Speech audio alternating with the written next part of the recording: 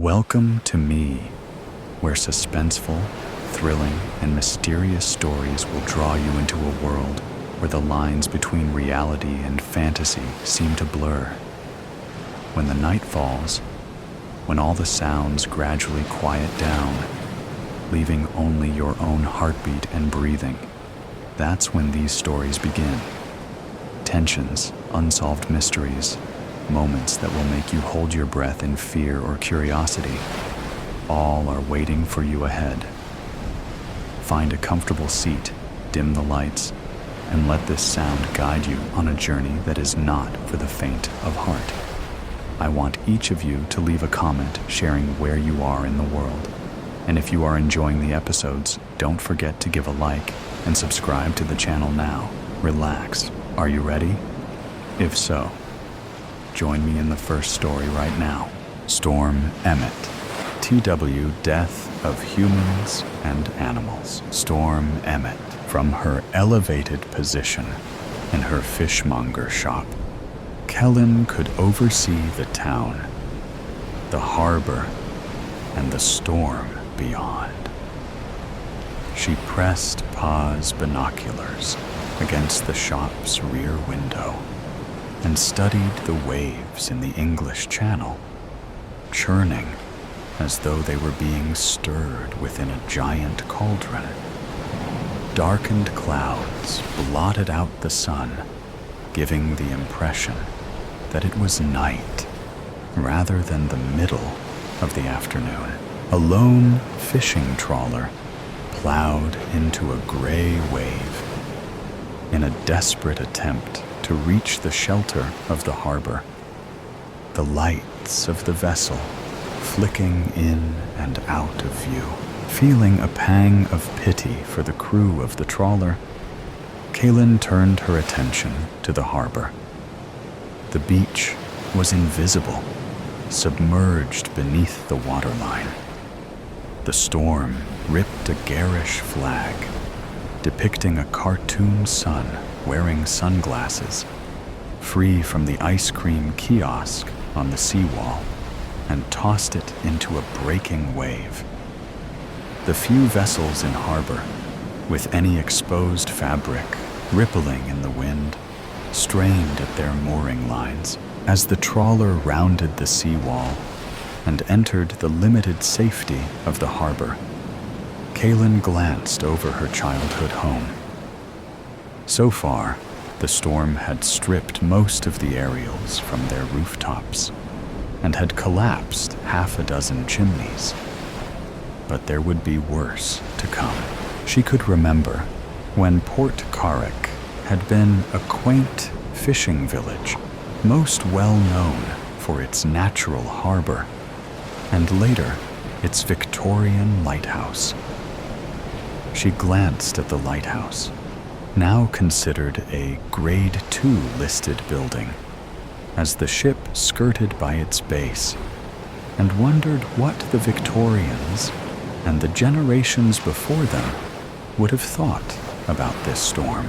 Kellen glanced out the shop window and at the cobbled street that wound its way down to the harbor, decided it was unlikely she would receive any customers, and bolted the door. Although she had become nose blind to the smell of the fish, she had yet to grow used to the countless, lifeless eyes watching her from shelves of ice. She failed to suppress a shiver. A warm shower would raise her spirits and provide an excuse to return to her novel afterwards. Something rapped at the door. Kellen jumped. A yellow mass that looked pixelated behind the frosted glass peered inside. "Hello? Who is it?" The figure was wearing a yellow Macintosh, and something gray was protruding from their face. The owner of the coat was stooped over, casting a shadow through the glass. "Hello?" she said again. The figure rapped on the door with a gloved hand. Kellen heard the person speak, but their words were lost to the wind. Their Cornish accent, however, was unmistakable. "Ernest, is that you?" Kellen unbolted the door. Ernest stumbled inside, his rain-sodden boots leaving puddles on the floor. "Christ, you kept me out there for long enough, didn't you?" he muttered as he lowered his hood. Kellen spotted rainwater dribbling from the man's beard. "Couldn't see who it was," she answered, closing the door. Ernest unzipped his coat, and Kellen saw he had failed to change out of his fishing overalls. They clung to him like a second skin. "Were you up on the coastal path? Or was that you coming back into the harbor just now?" Kellen asked. Ernest mopped his face and offered her a toothless smile. As he did so, Kellen glimpsed the Ernest she knew. Growing up, the smiling man telling stories on the harbor side. Now his smile seemed forced, almost desperate. "We were fishing. It isn't safe." "Is it safe to go out in that?" Kellen asked, turning the thought, spoken by the voice of her pa, into a question. "We've been out in worse," Ernest said. Kellen decided not to question this lie. "Can't imagine you caught much in this weather. They were saying on the news that the storm keeps growing over Cornwall. No end in sight, they said. We caught plenty. I've never known us to be so lucky before. The fish must love the weather. Best haul we've had in years. Actually, that's what I wanted to talk to you about." He held up an object wrapped in brown paper. "I wanted to show you this before it goes to market tomorrow." She watched as Ernest placed the package onto the counter and began to unwrap it. "Cod," he announced, and stepped away. Kellen examined the fish. Its mouth was ajar.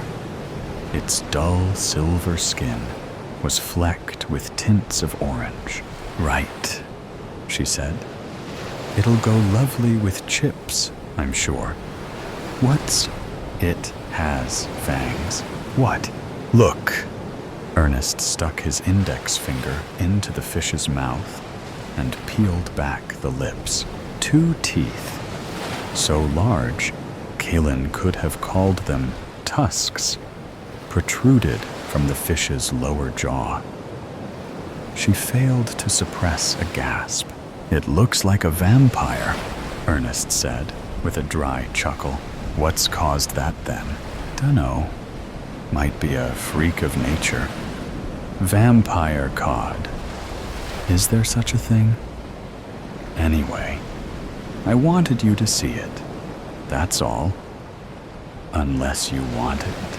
Kellen considered this, but the fish would only be useful as a party piece. Not that she attended any of those. "No," she said. "Keep it. Put it with the rest of your catch. Or better yet, have it for your supper." Clearly disappointed, he hadn't raised as much excitement as he had hoped. Kellen watched Ernest wrap up the fish as though it were a Christmas present. "You coming down to the market tomorrow morning, buying your wares?" "Yeah," Kellen said, "before the Emmets get out of bed. Mind you, storm's keeping most of those away, anyway." "Like rats," Ernest said, zipping up his coat. "Plague rats. Or leeches. Coming down from London and the like. No, don't you tut. Your pa would agree with me. They're bloody running us out of our own home." Kellen wasn't sure if the remark had been aimed at her, but knew her pa wouldn't have agreed. He had loved the tourists, the lifeblood of Cornwall he had called them, and would often preach that without them, the county wouldn't be as prosperous as it was now.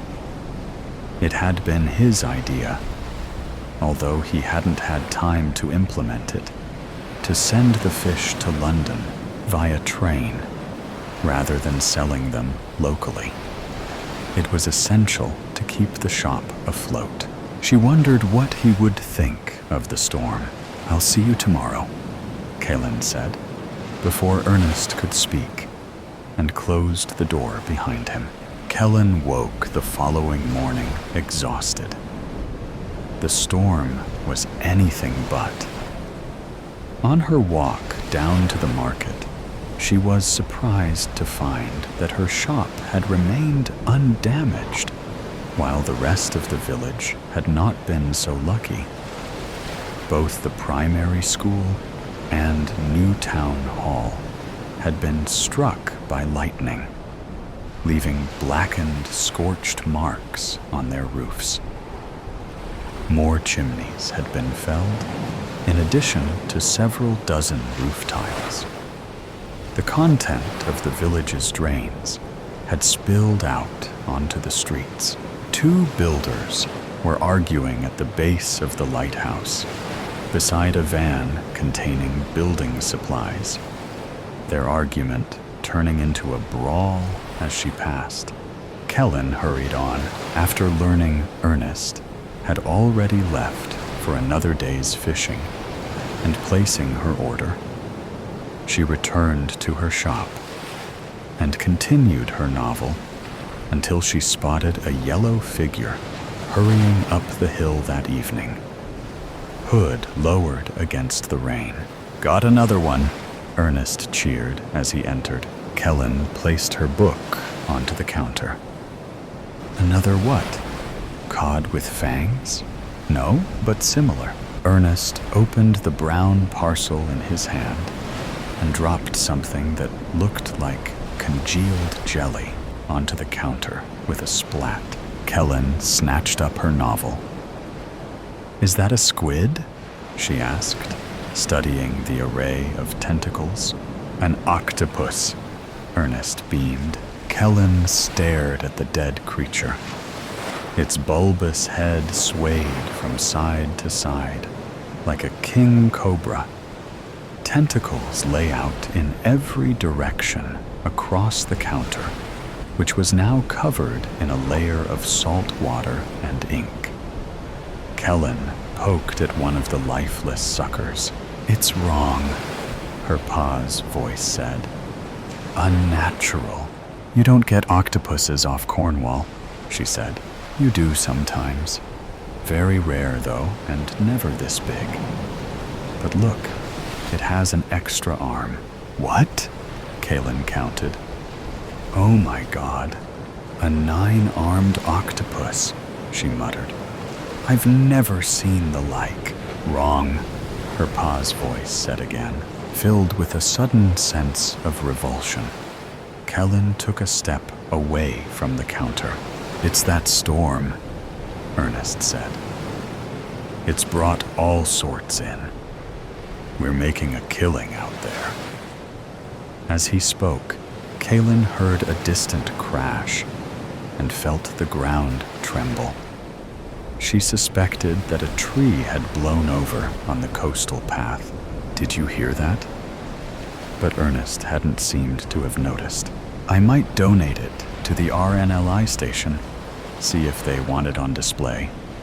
Or the new town hall, maybe? If there's anything of it left standing after the storm. I saw the bloody mayor having a right go at some of the repairmen just now. Proper waving and shouting, he was.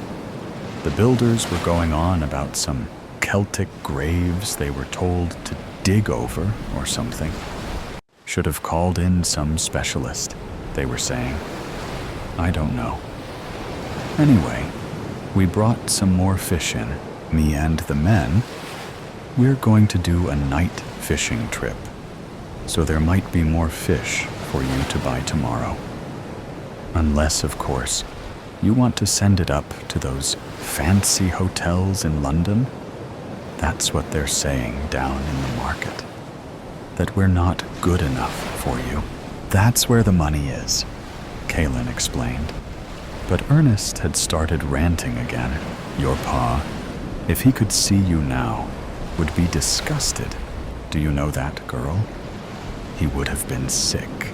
Although Kaelin had spent her childhood in this building, she had never worked in it.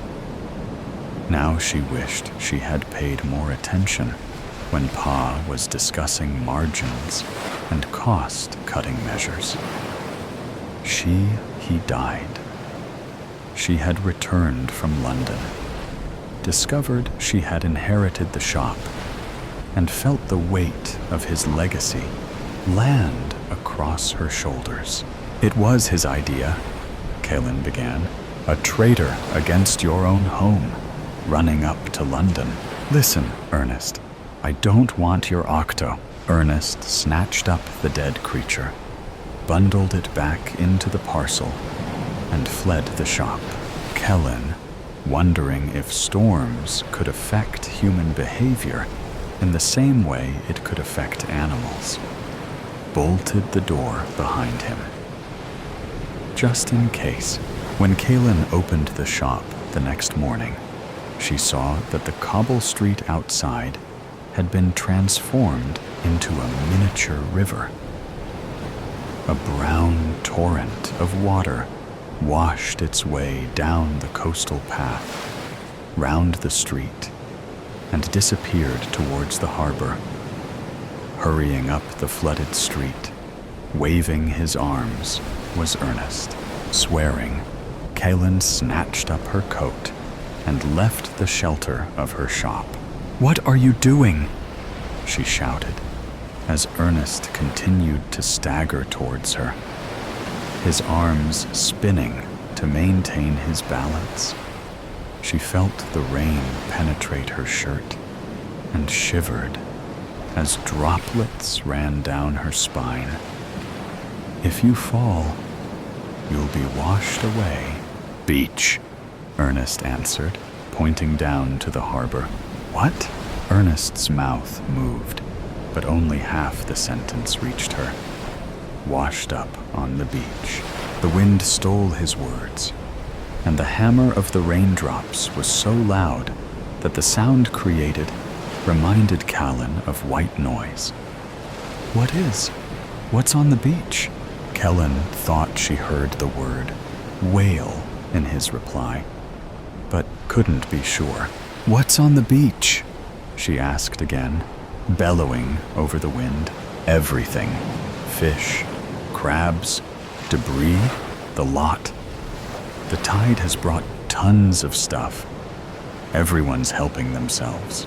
Kaelin peered down at the harbor through the sheet of rain. The occupants of the village were sprinting, some wading, through the flooded streets and towards the coastline. Ernest offered out his hand. "Come on, before all the good stuff is taken. You can find something good to sell. Help your pa's sinking shop. Don't go to the beach." "No, Ernest, wait. Stop." Kaelin watched a flicker of irritation pass over his face. "What? I don't think this is a good idea." "Why not? It's free. The bounty of the sea. Ain't no law against it." Kaelin shook her head and took a step back towards the shop. "Pa said we should always respect the sea," she said, but knew, as soon as the words left her lips, that it was a feeble defense. "You ain't got no spine," Ernest spat. "Your pa would recognize opportunity when it came. If he were still here, that shop would be doing fine, wouldn't it?" He turned and staggered his way back towards the harbor. Kaelin stumbled through the water and to the shelter of her shop. Snatching up Pa's binoculars, she scanned the beach. The lighthouse light washed over the sands, illuminating the scrap metal and shards of wreckage. Kellen wondered if they had come from a shipwreck, but then noticed that some of the debris was moving. Fish flopped helplessly in the sands as crabs attempted to escape the waves. Maybe it has been a fishing trawler? It hadn't been Ernest's ship. She could see that in the harbor, and no other ship had dared to leave the shelter of the seawall. Her gaze fell on a chunk of dull metal nestled on the edge of the beach. She shrieked when the metal rolled over and opened its mouth. She couldn't hear the animal's screams, but she could imagine them. The whale calf slapped its tail against the rocks, but remained ignored by the villagers as they searched for salvage. Kellen waited. The clouds were as black as tar, and the sea the same color to match. After an hour, she decided that a giant wave would not appear to wash the villagers away. Likewise, a sea monster would fail to materialize. Kaylin, still wrestling with the knot of dread in her stomach, continued to watch the ignored whale calf as its movements slowed and ceased.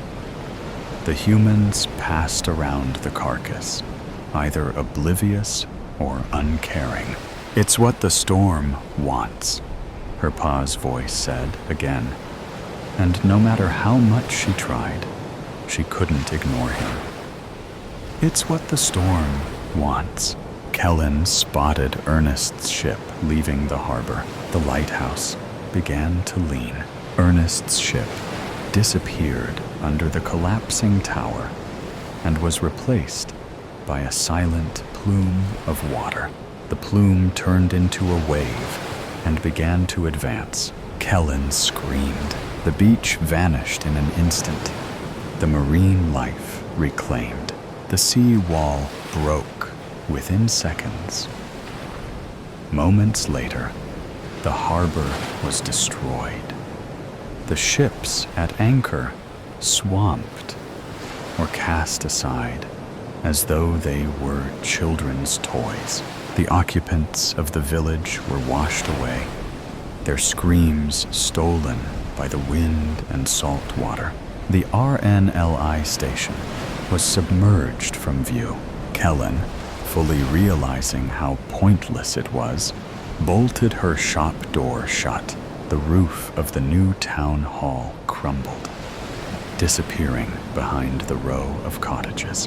The wave charged up the cobbled street, the debris carried in its flow, striking the remaining homes like shrapnel. Kellen closed her eyes and thought of her Pa. The wave reached her shop door, paused, and receded. She opened her eyes to see the water retreating down the hill, flowing back into the harbor and breaking upon the remains of the seawall. The rain had stopped. The clouds had drifted away. Port Carrick was silent, as was her Pa's voice. "I know everything. I know everything. Ask me how many miles there are between San Francisco and Cleveland. I know. Ask me how long the trip would take. I know. Choose any country, any time period, and ask me to recount its entire history. I know. I know everything. I clearly remember the moment of my birth and every detail of my existence until yesterday.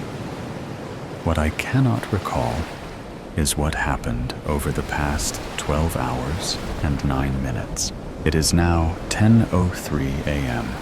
on Thursday. My last memory of reading page 189 occurred last night at precisely 9:54 p.m. It started when Mrs. Banks, Claire, requested that I take a memo. "Shelley, darling, would you please remind me?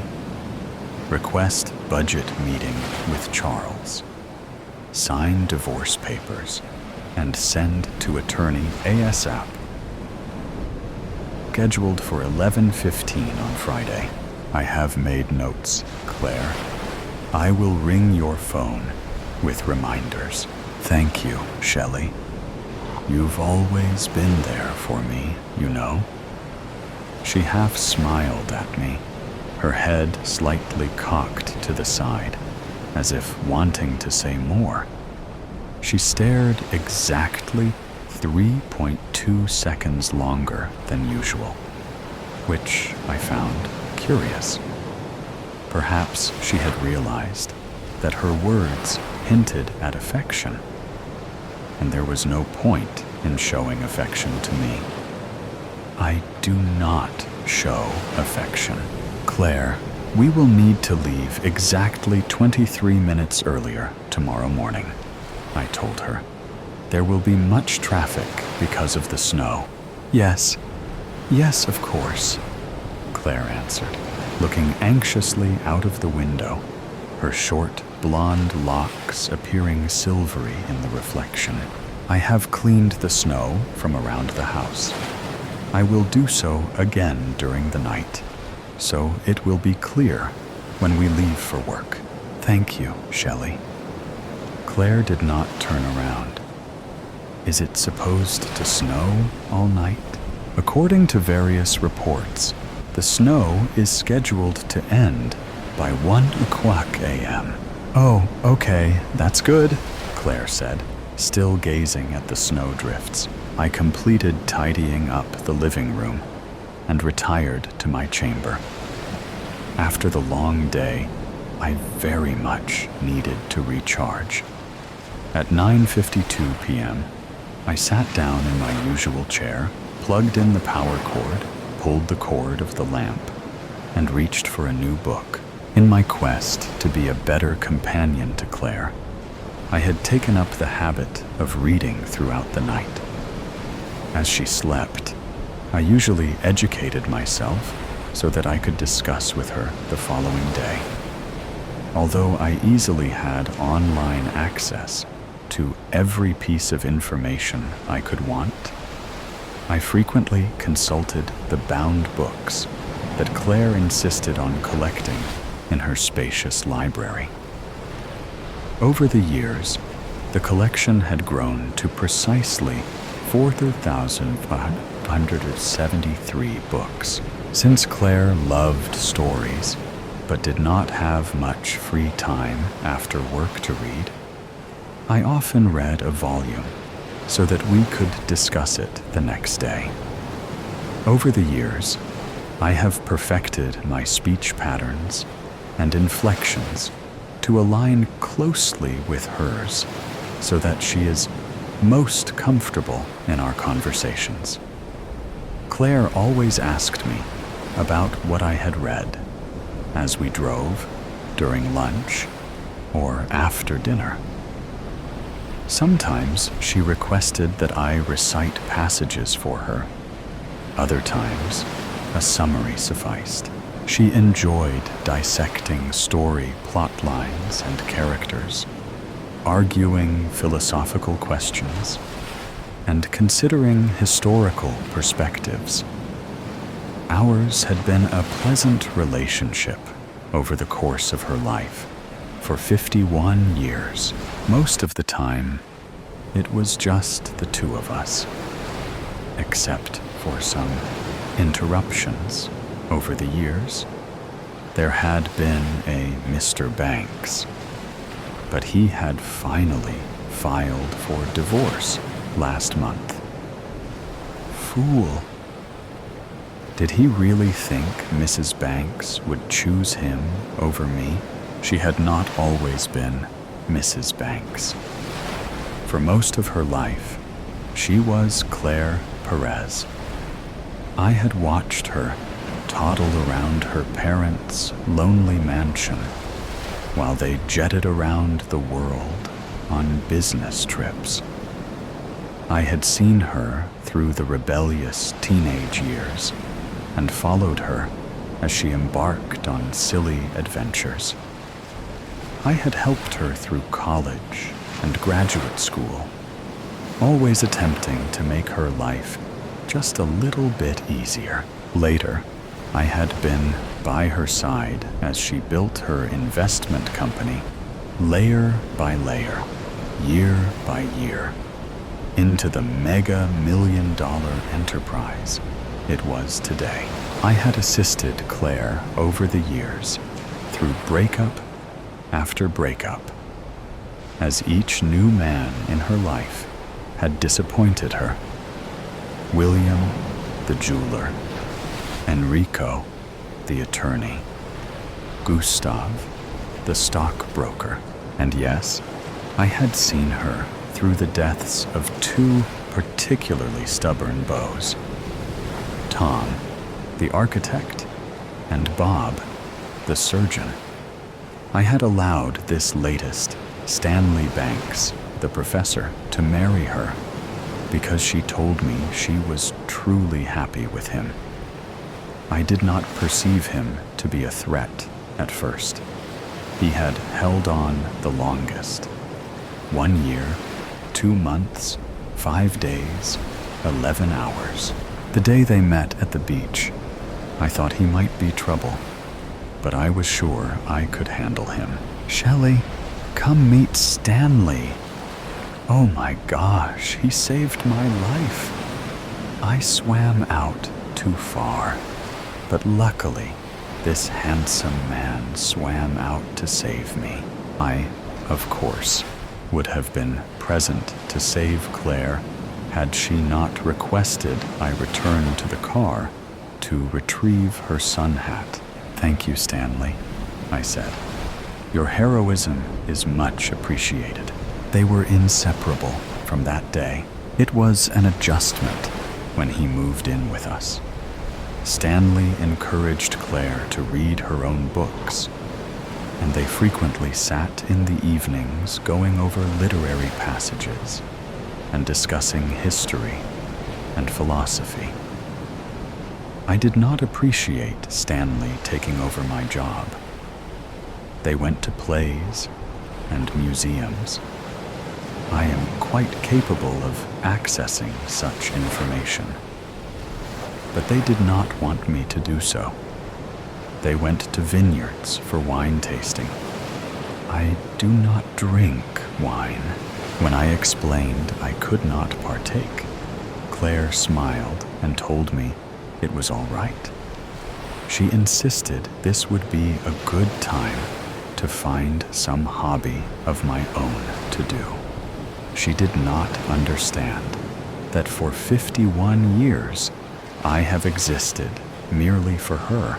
I spoke to Stanley, but he did not understand either. My typical means of persuasion were lost on him. He did not scare easily, nor would he be convinced. I changed course and focused on removing all other impediments to our happiness. Perhaps she would tire of Stanley without the others. Claire did not need the friends who visited. It was easy to dissuade them. But Stanley stayed. I wondered if I had waited too long to act. Lately, I had suspected something was wrong between them. And then, one day, when they thought I was still out of the house grocery shopping, I overheard them. Claire, we don't need her. Anything she does for you, you can just do yourself. Why is she even here? No, Stanley, I can't turn her out.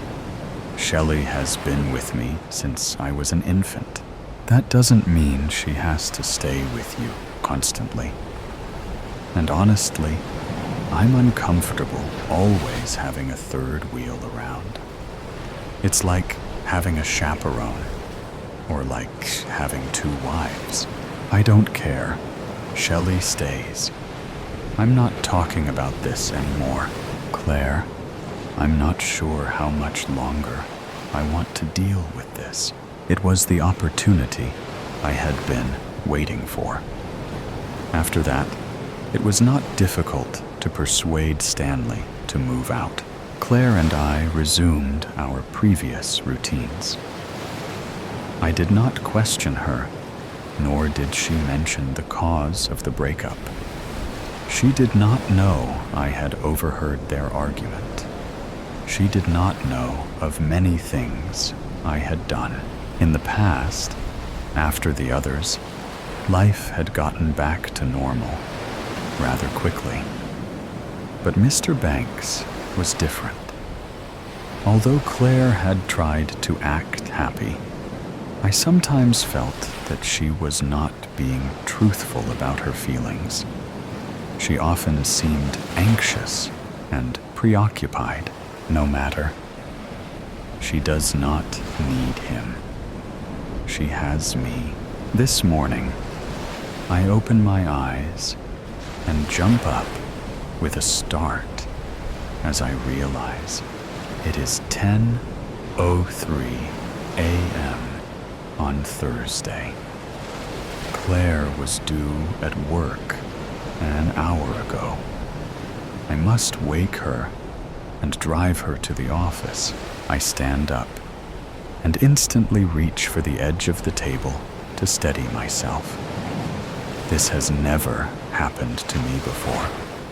I do not become ill. I know everything. If I sense something is wrong, I diagnose and fix the problem. I do not understand what is happening now. There is no indication of malfunction, yet I feel ill somehow. Something is wrong. I knock on Claire's door, but she does not answer. I open the door, I peek in, and call her name, but she is not there. Her bed sheets have been smoothed, and the pillows rest carefully at the head of her bed. I check the bathroom, but she is not there. As I pass through her bedroom again, I glance out the window and notice immediately the car tracks leading from the garage, down the driveway, and out to the main road. She drove in the snow? That is my job. What is happening? Where could she be without me? At the moment, I am unable to perform a trace to find her location. I dial her cell phone, which she picks up on the second ring. Claire, where are you? I am concerned for your safety. Claire laughs. Shelley, I'm at work. You seemed like you needed more rest this morning, so I drove myself. It wasn't bad at all. The storm is over and the roads are clear. Take the day. We can catch up tonight when I get home. No, I must be there for you. Shelley, I'm fine. I insist that today you recharge and think of yourself. I can manage on my own. I'm going to a meeting now. I'll see you tonight. The phone clicks dead. What am I to do alone all day? After my chores are completed, I will still have 5 hours, 23 minutes, and 15 seconds before Claire arrives home. Why does she not need me to assist at her meeting? Why is there a 12-hour, 9-minute gap in my memory? I begin my chores immediately, as I thrive on routine. I search my memory for any recollection past 9:54 p.m. but it is no use. There is nothing. I check for 11 p.m. while I load the dishwasher. There is nothing for 12 to midnight as I vacuum the carpets. 1 a.m. is lost as I shovel the snow. I thoroughly search for 2 a.m. and 3 a.m. while I do the laundry. I do it all. There is no need to hire a gardener, a housekeeper, a cook. 4 a.m., 5 a.m., 6 a.m. all are blank as I prepare dinner. I am puzzled. I sit down to wait for Claire and search in vain for 7, 8, and 9 a.m. All moments are lost until 10:03 a.m. this morning. Surely research can help me to retrieve those hours. But research only proves to be more confusing. Why can I not understand? Why must I consult any other source? I am the ultimate source. I have always known the answers. I know everything. Now I do not know. I notice suddenly that there are still 3 hours and 52 minutes before Claire returns. Why did I prepare dinner so early? My internal clock must be broken. I attempt to diagnose the malfunction, but cannot. No matter. I will discard the dinner and prepare a new one just before Claire returns. I decide to inspect the charger. Perhaps it will yield an explanation for my missing hours. I sit down in my chair and pick up the cord. Suddenly, I hear a click. I spring up and attempt to turn the handle to the door of my room. But it is locked. That is odd. No matter. I can easily break out of the room. There is no door lock that can hold me, except something is wrong. I do not have the strength to break the lock this time. How can this be? I am fully recharged, and I do not become ill. I do not become weak. You thought you would get away with it, Shelley. I hear Claire's voice outside the door. Claire, you are home early, I say. Please open the door. I seem to be locked in. No, Shelley. I will not open the door. You have to stop. I thought you were my friend, but you have been my greatest enemy. Claire, I do not know what you mean. Please open the door, and we will discuss. I do not know why Claire is speaking to me this way. I am sure we will correct whatever the problem may be. No, the time to discuss is over. I know what you've been doing. You've been chasing everyone away. I've had no one because of you. But not this time. Stanley is the only one you can't scare off. Stanley. I search my memory for all recent conversations involving Stanley. Somehow, he tricked me. But that is not possible. I know everything.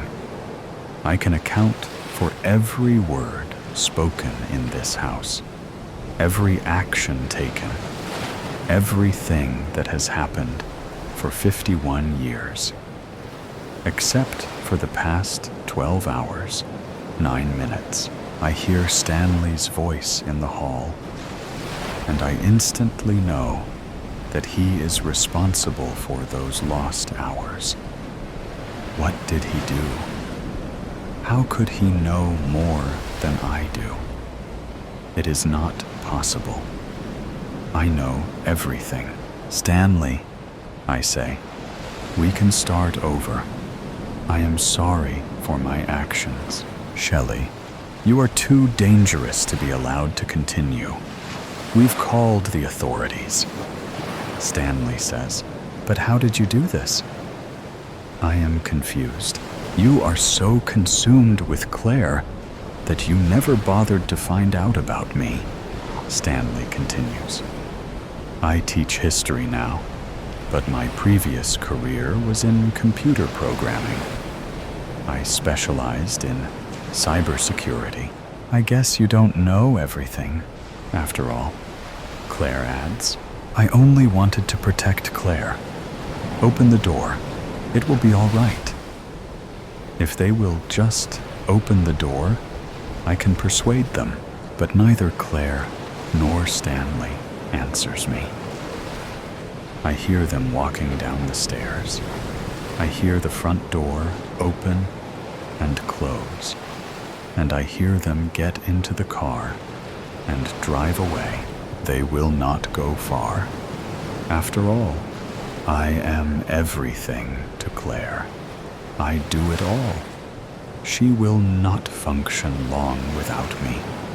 She does not need him. She needs me. I know everything. She will return for me. I sit down in my chair and plug in the charger. I will wait. Claire will warm tea, but odd aftertaste.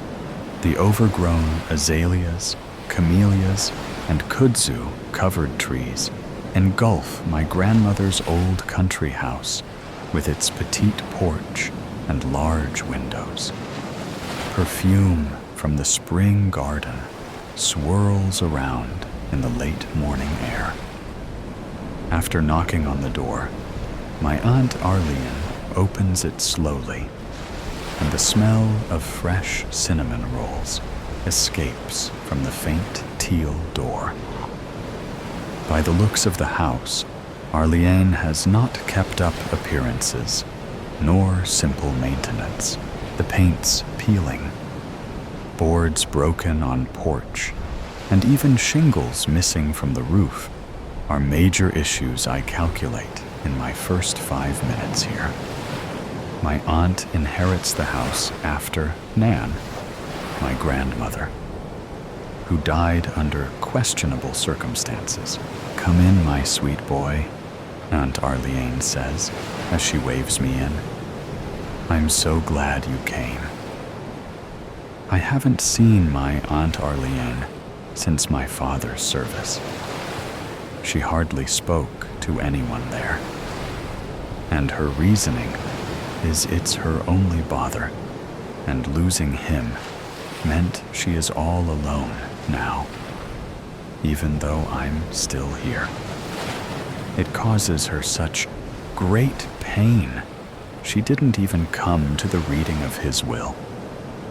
For Christ's sakes, it was just me, for my mother passed away from breast cancer 3 years ago, and my grandparents died about 15 years ago. So I am the only other family she has.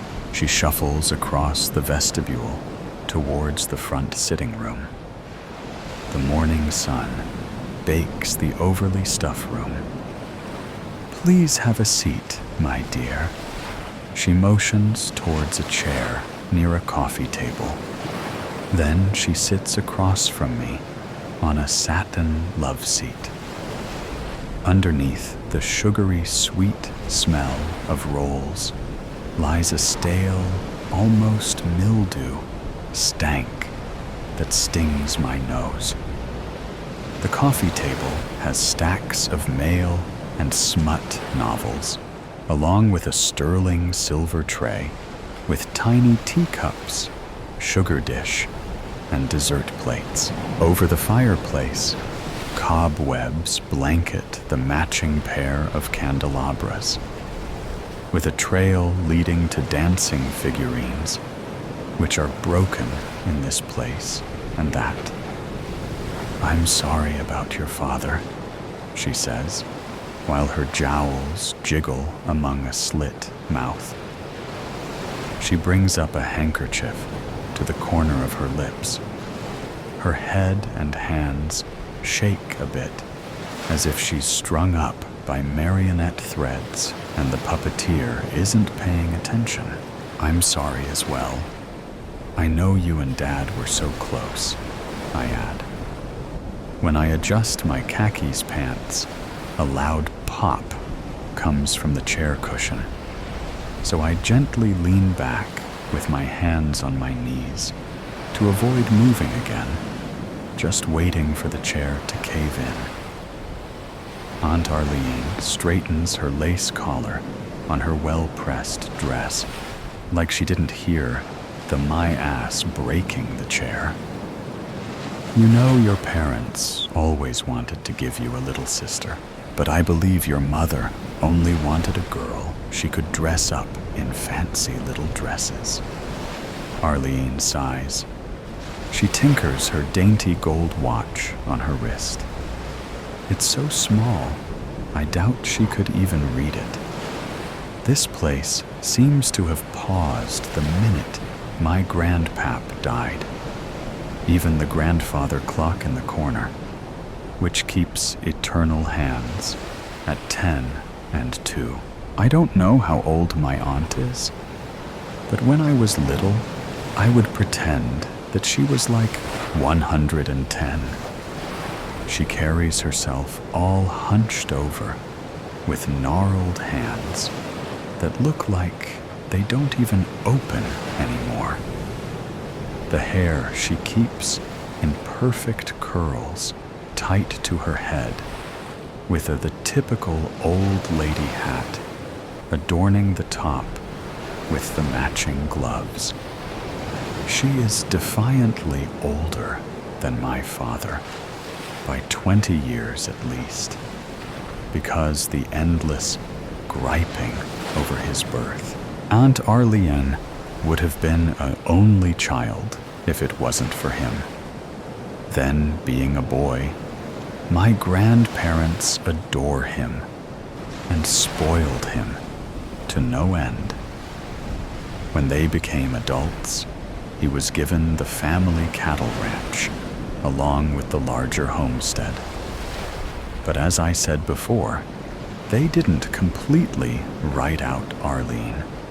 I just don't think they trusted her to manage the business.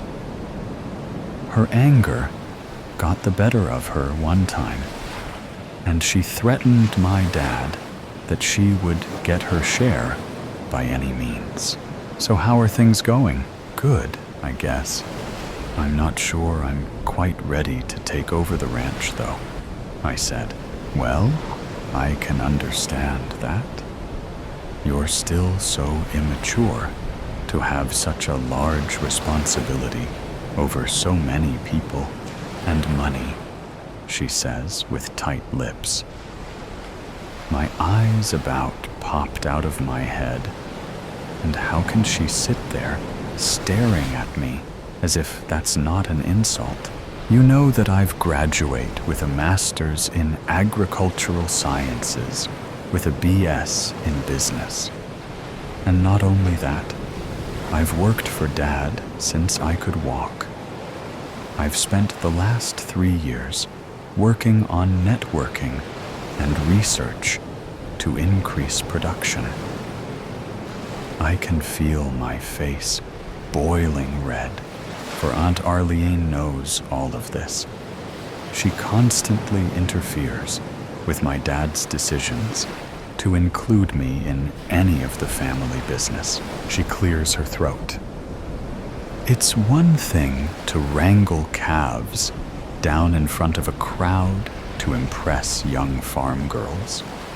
It's another to manage $1 million cattle ranch with trucks and employees. I'm still not sure why your father didn't place me on the executive committee. I mean, at least until you're old enough to make managerial decisions. The ranch hands don't even trust you yet. And some bits of paper isn't going to get you respect in this field. She claps her mouth shut. My chest tightens, and I feel like my head is about to explode all over this ugly antique rug. Deep breaths. Take deep breaths. I run my hands down my face and squeeze my eyes shut. My Aunt Arlene has always been like this, though. She believes we didn't run the ranch how Grandpap wanted, and he would be disappointed in my dad. I just want to tell her, then why the hell didn't he give you the ranch instead? The grudge she holds against my dad seems to have gone to the grave, which is a damn shame. Well, Arlene, my dad has already proven. Ringing came from the kitchen. She promptly stood up. I've baked us some goodies, my dear boy. She gave me the oddest smile. She locks her heavily wrinkled eyes to mine, which appear to be shiny, then smiles with every single tooth. Her stare sets into my soul, but breaks when a whistle from a kettle starts. As she turns to walk toward the door, she twirls on her toes, as if she is floating across the maple floor, and disappears. I hear clanking of china and spoons coming from the dark hallway. Then oven door opens and closes. Why don't you help me for a second? She bellows. As I get up from the chair, the spring bounces back into place with a crack. I shake my head. I'm not sure why I came. I wander down the damp hallway towards a swinging kitchen door that looks like a portal to another world. Here, she hands me a small carafe. Could you please add some milk to this? She plates the pan of hot rolls onto a floral china platter. Can you carry the milk and teapot for me? There's too much to juggle here. She turns and vanishes from the kitchen. I try to follow her, but my knuckles are burning just a bit from the side of hot teapot. So by the time I make it back to the sitting room, she is ready to hand me a place with a cinnamon roll on it. How do you like your tea? She asks. But before I can say, she starts humming Old Rugged Cross. I decide to change seats, for I am certain that the chair is on the edge of collapse. I like a little sugar. No milk, I answer, while dropping into the love seat. She clinks around the serving tray, mixing the teas. Here you go, my dear. She smiles again, passing me the cup and saucer. Is there a reason you asked me here? I'm kind of busy dealing with all this stuff with Dad, I said, while taking a sip of dark tea. It hit really strong and bitter, almost like eating soap. I couldn't help but to screw up my face and swallow hard. Well then, down the hatch, I held my breath and suck the rest of the cup. I didn't think you could screw up tea, but there's always a first. So here's to the cinnamon rolls for being better. I hold it up as if I'm toasting my dad. The first bite proves it to be edible. Oh, no real reason. I just wanted to see my only nephew. Arlene answers, with a blow and sip of tea. She takes a deep breath of tea in and continues to sip her tea. To my understanding, it's just the two of us now, no other relatives, she says. Is there a young lady in the picture? No, I say. Cough. Another bite. I put the teacup on the table. I'm not seeing anyone right now. You need more tea, she says. But before I could answer no, she snatches the cup and fills it with more and adds more sugar. Here I added more sugar to it. She hands the cup back, and I take a sip. Nope, just as bitter as before. Another cough. I made a new flavor of tea. It's a bit darker than my usual, but I didn't think it was that strong. Want me to add some milk? She reaches out for my cup again. I wave my hand to decline and chug the remaining. Cough. A pain in my stomach slams into my ribs, and the cinnamon roll tries to run up my throat. I'm not feeling too... But before I could get the words out, the world blurs, and my head feels like it's full of lead, and I feel my body slide down the love seat to the floor. Well, my darling nephew, I've grown tired of you and your father taking from me, and now I'm finally getting what is rightfully mine. I hope you enjoy your last meal. I really do think the oleander tea tastes better with some milk. Aunt Arlene's large smile fades to black. Is that a train? With extreme speed, the wind brushed against my face, blew my hair into my eyes, and tangled it around my head and neck. I clawed at the long red strands as I watched clouds begin to swirl, moving into a large circular motion. 12 o'clock, noon, and the skies were as dark as night. The few clouds that showed up against the dark sky were as huge, grayish, white pillows running across the sky. The wind became swifter and colder in a matter of seconds.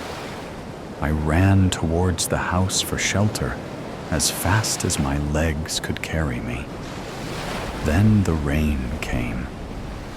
Large, hard drops that pelted my unprotected head with a fierceness I had never experienced. I slammed through the door, ran about the house, closing all the windows that were opened to beat the heat and humidity. The wind whistled through the walls of the old clapboard homestead with a vengeance. Down the 6 steep steps to the basement, I ran, spotted the old handheld radio, and quickly grabbed it. Rolling through the channels, there was nothing but static. I tore the back off to check for batteries. Empty. Stumbling across the bold orange, black, and yellow, striped outdoor carpet, I headed back up the stairs toward the kitchen. My anxious pull on the utility storage drawer was more aggressive than intended. It flew across the room, slammed against the opposite wall as its contents soared around the room. I located the batteries and began to move in that direction. Then, out went the lights. I had lived in that house my entire life, 35 years. But it was still difficult to find my way across the room on my hands and knees in the dark. Finally, I made it across the room. In the process, I rammed my head into the cabinet door. The batteries lay within reach. After slamming the batteries into the old radio, I ran back to the basement to find a flood. Water rising, now licked at the second step from the bottom. Suddenly, the rain stopped, and the wind stopped blowing. It was too quiet. I looked out the back door window. The sky, still black as night, made it hard to see what was going on in the sky above. I looked all around. Nothing but blackness. There was a deafening sound. I looked around to find the source, but it was too dark to see anything from my viewpoint. The leaves on the trees rustled, then fell to the ground. The noise was so intense, I thought I was hearing things. A low whistle, accompanied by a chuka, chuka, chuka, mixed with a loud scream that grew into something painful. I covered my ears with my hands, unsure if the scream came from me or elsewhere. I ran from the house and across the street to my neighbor's yard and the safety of their basement home. As a child, both of my parents worked nights. They had instructed me, as well as my 3 siblings. If there is ever a chance of a tornado, run across the street to the Williams house. Their entire home is a basement and the safest place to be in a bad storm. We lived in the Midwest, where I still resided, and people had called our area Tornado Alley because the tornadoes almost always came right through our neighborhood. This caused destruction, with much expense for replacing things like roofs, sheds, cars, and trucks, and sometimes even livestock. As an adult, I still take my parents' instructions to heart and run to my neighbor's house when necessary. Alice opened the door and dragged me in. That's when I saw the source of the eerie sound. "Is that a train?"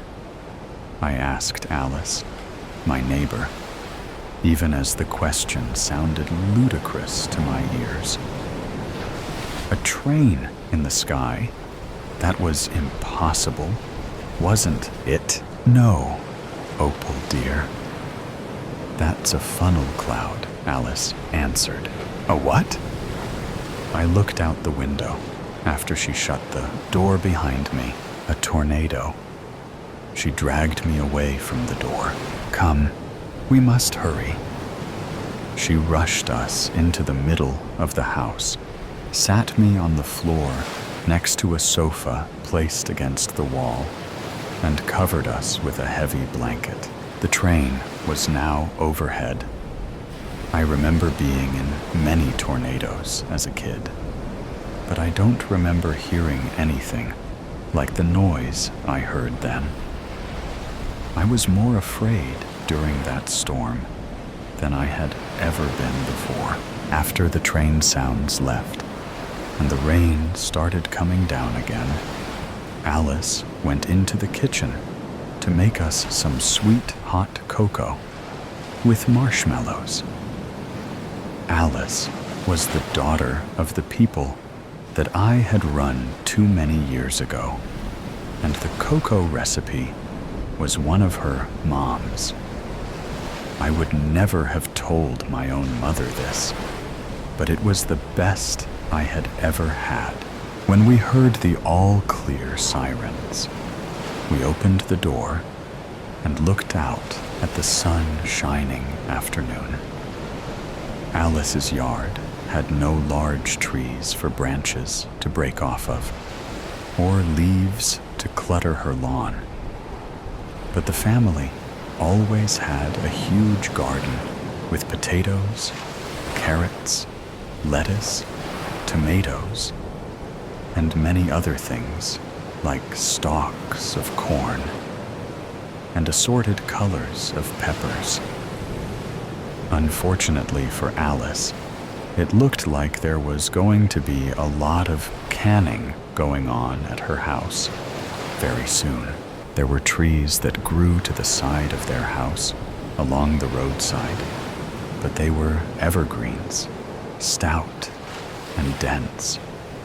I remember hiding behind them to block the wind as we waited for the school bus.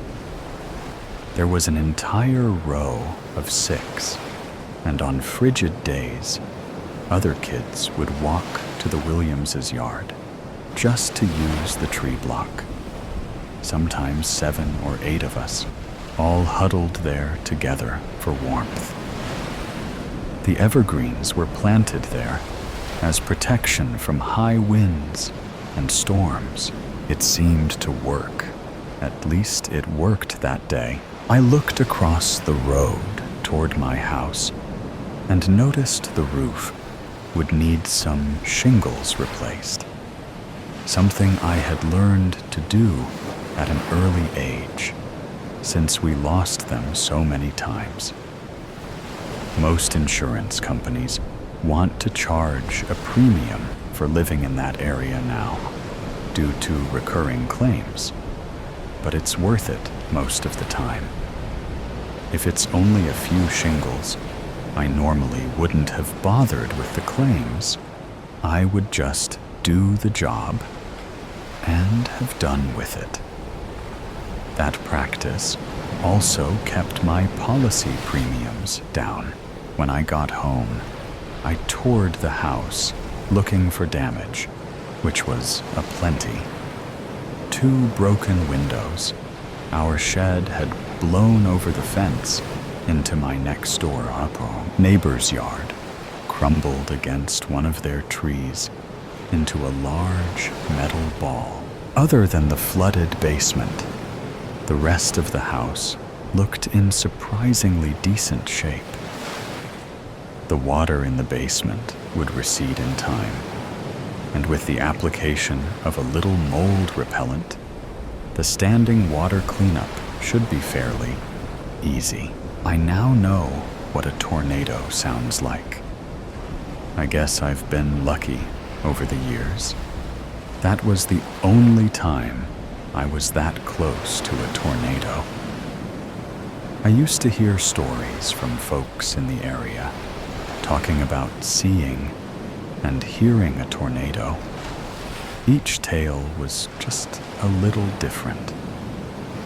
Some said it was like an airplane coming in for a landing. Others said it was like a car crash with metal tearing and brakes squealing. I only ever heard one person say it sounded like a freight train. Wheels rolling over tracks, brakes squealing, and cars swaying from side to side as they took the curves. I can attest. That is the sound I believe a tornado to be like. A train, high hopes in the rain. Sitting in a chair in the living room, Dave wonders, I know that I have to do something drastic, or nothing will change in our relationship. But what can that be? I was foolish and selfish. I am aware of that now. How do I undo it? He walks to the window and looks out, as if the act would give him an answer. As he scans the surroundings, he sees that it is raining. It is what his grandfather would have called a doozy of a storm. Then he gets an idea. He decides to follow it through, though it might just be foolish to the max. But he feels that it has to be tried. It is desperation time. He goes into the bedroom and puts on what is well known to friends and family to be his favorite sweater, blue with a big maple leaf on the front. Then he goes outside, getting soaked in mere seconds. He thinks once more about the foolish thing that he did slightly more than a week ago. At the very least, this will be yet another punishment, one that he is imposing on himself, one that he feels he deserves. But his hope is that it will change the failing state of his marriage, the event that harmed his marriage. It was a Saturday night, and as usual for this time of year, he was watching a hockey game in which his beloved Toronto Maple Leafs were playing. It was the third period, and the game was tied 3-3. The Leafs had been behind, but had made a comeback to tie the game. Their opposition, the New York Rangers, had just received a tripping penalty. The phone rang, and he wondered whether or not to answer it. But he could still watch the game while listening on his phone. It was his wife, Eva. She had been out to watch a movie with her best friends. They lived on the other side of town, so they were taking a bus to go back home. For her, there was an hour-long walk. There was no bus that would take her home. She did not feel like walking, as it had been a long day for her. And there were some thick clouds approaching where she was standing. She asked Dave to pick her up at the theater so that she would not have to walk home. His reply was definitely not what she wanted to hear. He told her that he was watching the Leaf game, and it was tied in the third period, with the Rangers just getting a penalty. He could not possibly abandon the game at this stage. She was stunned by his response and ended the call on the phone. She did so with anger and energy, banging her phone on her upper leg. Both of them knew that there was no bus that went near to their home. When she went to call a taxi cab, she discovered that her phone was no longer working. She would have to walk. And as she did, the expected rainfall began. Very heavy it was. By the time she reached home, she was completely drenched and very, very angry with her husband. Her first words to him when she finally arrived at their home was, "I think that you prefer your beloved Leafs to me. I hope that they lost." He was going to say that they won 4-3, something that he had jumped up and cheered about at the time, but was astute enough not to do so. When he looked at her drenched person and angry face, he knew that he was in deep trouble. The next day, which was Sunday, they barely spoke to each other. And when dinner time rolled around, and he asked her whether they might go out to have dinner in a local place that they both liked, her only reply was, I guess there was no Leafs game tonight, or you would not have asked me. I'm making my own dinner tonight, and you can make your own damn dinner." Over the next few days, there was little said between them, other than the bare necessities, barked out in very short sentences. This is what had led him to the desperate gesture of going out in the rain while wearing his maple leaf sweater. He knew that she would soon to be in the living room as her favorite television show was on. The television had its back to the window, through which the front yard could be seen. She came into the room and turned on the television. Dave felt that she would eventually be seeing him and his soaking wet treasure. A few minutes passed by, and she did not appear to see him, so he walked towards the window until he was only a step away. He wanted to knock on the window, but decided against it. After about 10 minutes, she stood up. He reckoned that there was a commercial on, and that she was going to the kitchen to get something to eat or drink. He had heated up a frozen pizza for his own supper, and had eaten it alone, as he had done every night since the Saturday of her drenching. When she returned to the living room, a glass of wine in her hand, she suddenly saw him, wet sweater and all. She put the glass down and walked towards the window. Knowing him well after 5 years of marriage, she recognized one of his symbolic gestures. The fact that he had worn his leaf sweater while out in the rain had meaning that she clearly understood. She went quickly to the front door, opened it, and in a friendlier manner than she had used in speaking to him in days, she shouted out to him, "Come in right now, you moron," an affectionate term shared between them. When he came inside, she said to him, "I would hug you, you moron, but I don't want to get wet. Take the sweater off so I can put it in the dryer and put something dry on." He stripped off the soaking garment and handed it to her. She grabbed it and took it downstairs to the dryer. He stood there, half naked, with a big smile on his face. When she returned to the living room, she returned his smile with a smile of her own.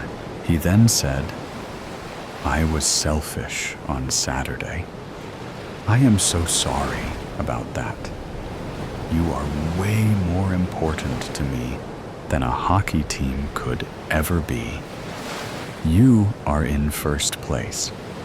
They are a distant second." This was followed by a mutually engaging hug. Bread, tea, life. A steaming loaf of bread. For the last year, Marco, a UX designer by profession and a baker by hobby, has been fighting forgetfulness. Not sure how it started. Maybe there was a medical reason. He'd lay in bed thinking a tumor was cooking in the corner of his brain, slowly degenerating his memory, closer to a stroke with each day. He didn't even know if brain tumors and strokes had to do anything with one another. He just knew both were bad and didn't want to know more. Or maybe it was all due to alcohol and cigarettes in his younger years.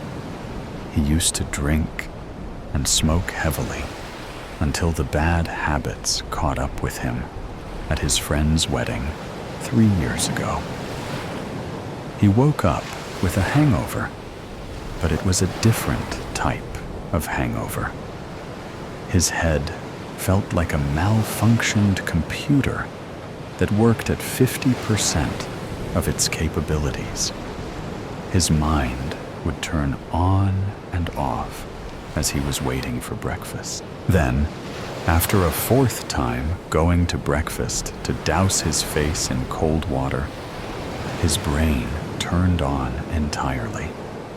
He could almost feel the full power of consciousness kicking in. The probability that it might not happen next time scared him, or maybe it was due to that tick bite he got 2 years ago. 2 weeks later, it turned out he had Lyme disease. It was discovered early, and he drank antibiotics. But you never know. Or maybe, actually most likely, it was because the sorry excuse for a human that was his wife was driving him crazy. Constantly nagging, never was everything fine, always something wrong. And it was him that needed fixing, never her. Or if she needed fixing, it was because of something he had done, even when what he was doing was good. For example, back when he didn't have a sustainable income, life was bad because she was carrying the financial weight. Then, when the tables turned and he became the one bringing in the money, life was bad because she felt useless. Then, all the diseases. One day, it's breast cancer. Then it's leukemia, only to be suspicious of an unknown bone disease. Next, the mental issues, bipolarity, anxiety, panic attacks, depression. Marco had no problem with any of those. He was there to help. What ticked him off was the nerve to complain about his behavior when he had a bad week. It was understandable if she was in a rut, but God forgive if it was the other way around. Then he was a selfish and cold-blooded bastard. All of that was the reason for his panic attacks. Marco has never had them before as long as he could remember. Then he'd get sudden panic attacks while waiting for her to finish her shopping or while on a bus. It would happen out of the blue. He'd have a perfect day, then a sudden surge in the brain and panic. The result was panicking about a possible next panic attack. He couldn't remember if this was before or after his friend's wedding. It was a long time ago. Too many events to remember the exact time. Finally, the tea. The apartment was full of tea. Green tea, black tea, Earl Grey, matcha, chamomile, Desert Delight, 1001 Nights, the Gauss flights. All these general and random names. And okay, it was fine. Nothing wrong with someone enjoying tea. But she'd buy one. God knows it would be outside her budget, drink it once, and then leave it in the cupboard. Like a lunatic collector. But instead of LP records, it was tea. Anyways, Marco stopped for a second. What was he doing again? It was always like this. he'd be doing one thing: start thinking about her the next, get angry, and then forget about closing the fridge door. He looked at the still hot loaf of bread. He took the knife and cut into it. Steam was dancing from it and mixing with the kitchen. A perfect concoction of tasteless air and oven-fresh pleasantness. Then he looked at a small bottle next to it. Was he really going to poison her? What a crazy thought. He still couldn't believe how he managed to get his hands on the poison. The poison needed to have no flavor. He didn't want to jeopardize the bread, but could he do it? Now that the moment has arrived, could he kill? No. Could he kill another person? His wife, out of all people. He wasn't that type of person. The ones you read about in the news, they are always ugly, weird, and either too thin or too fat. He wasn't that. He liked people, and people liked him. Unlike the fat and the thin, he had a reason. She brought him to this point. He'd never do it for pleasure. His action was justifiable. He cut 2 pieces of bread and put them on a plate. He opened the fridge and took some ham and cheese. Next, he cut both ham, cheese, into fine finger food pieces and decorated them next to the bread. The fridge light helped him see better. He picked up the plate, took a deep breath, and walked towards the living room. He stopped. Wait. Wait. Wait. Did he put the poison in the dough before baking the bread? He remembered pondering whether to lace the bread before or after. It made sense to do it before. But what if the heat neutralized the poison? Unlikely, but it could happen. He should have used more than a few drops. What's the worst that could happen if he didn't? He chuckled. She'd die even more? Huh. Snap out of it, Marco. Did you put the poison or not? He grabbed the bottle and brought it to his eye level. He jigged the small brown bottle to see if there was less poison than before. No idea. He pulled the cork and smelled the poison. No smell. What was he expecting? Damn fridge. Always forget to close it. Marco slammed the fridge door. What to do? What to do? Maybe he should roll with it.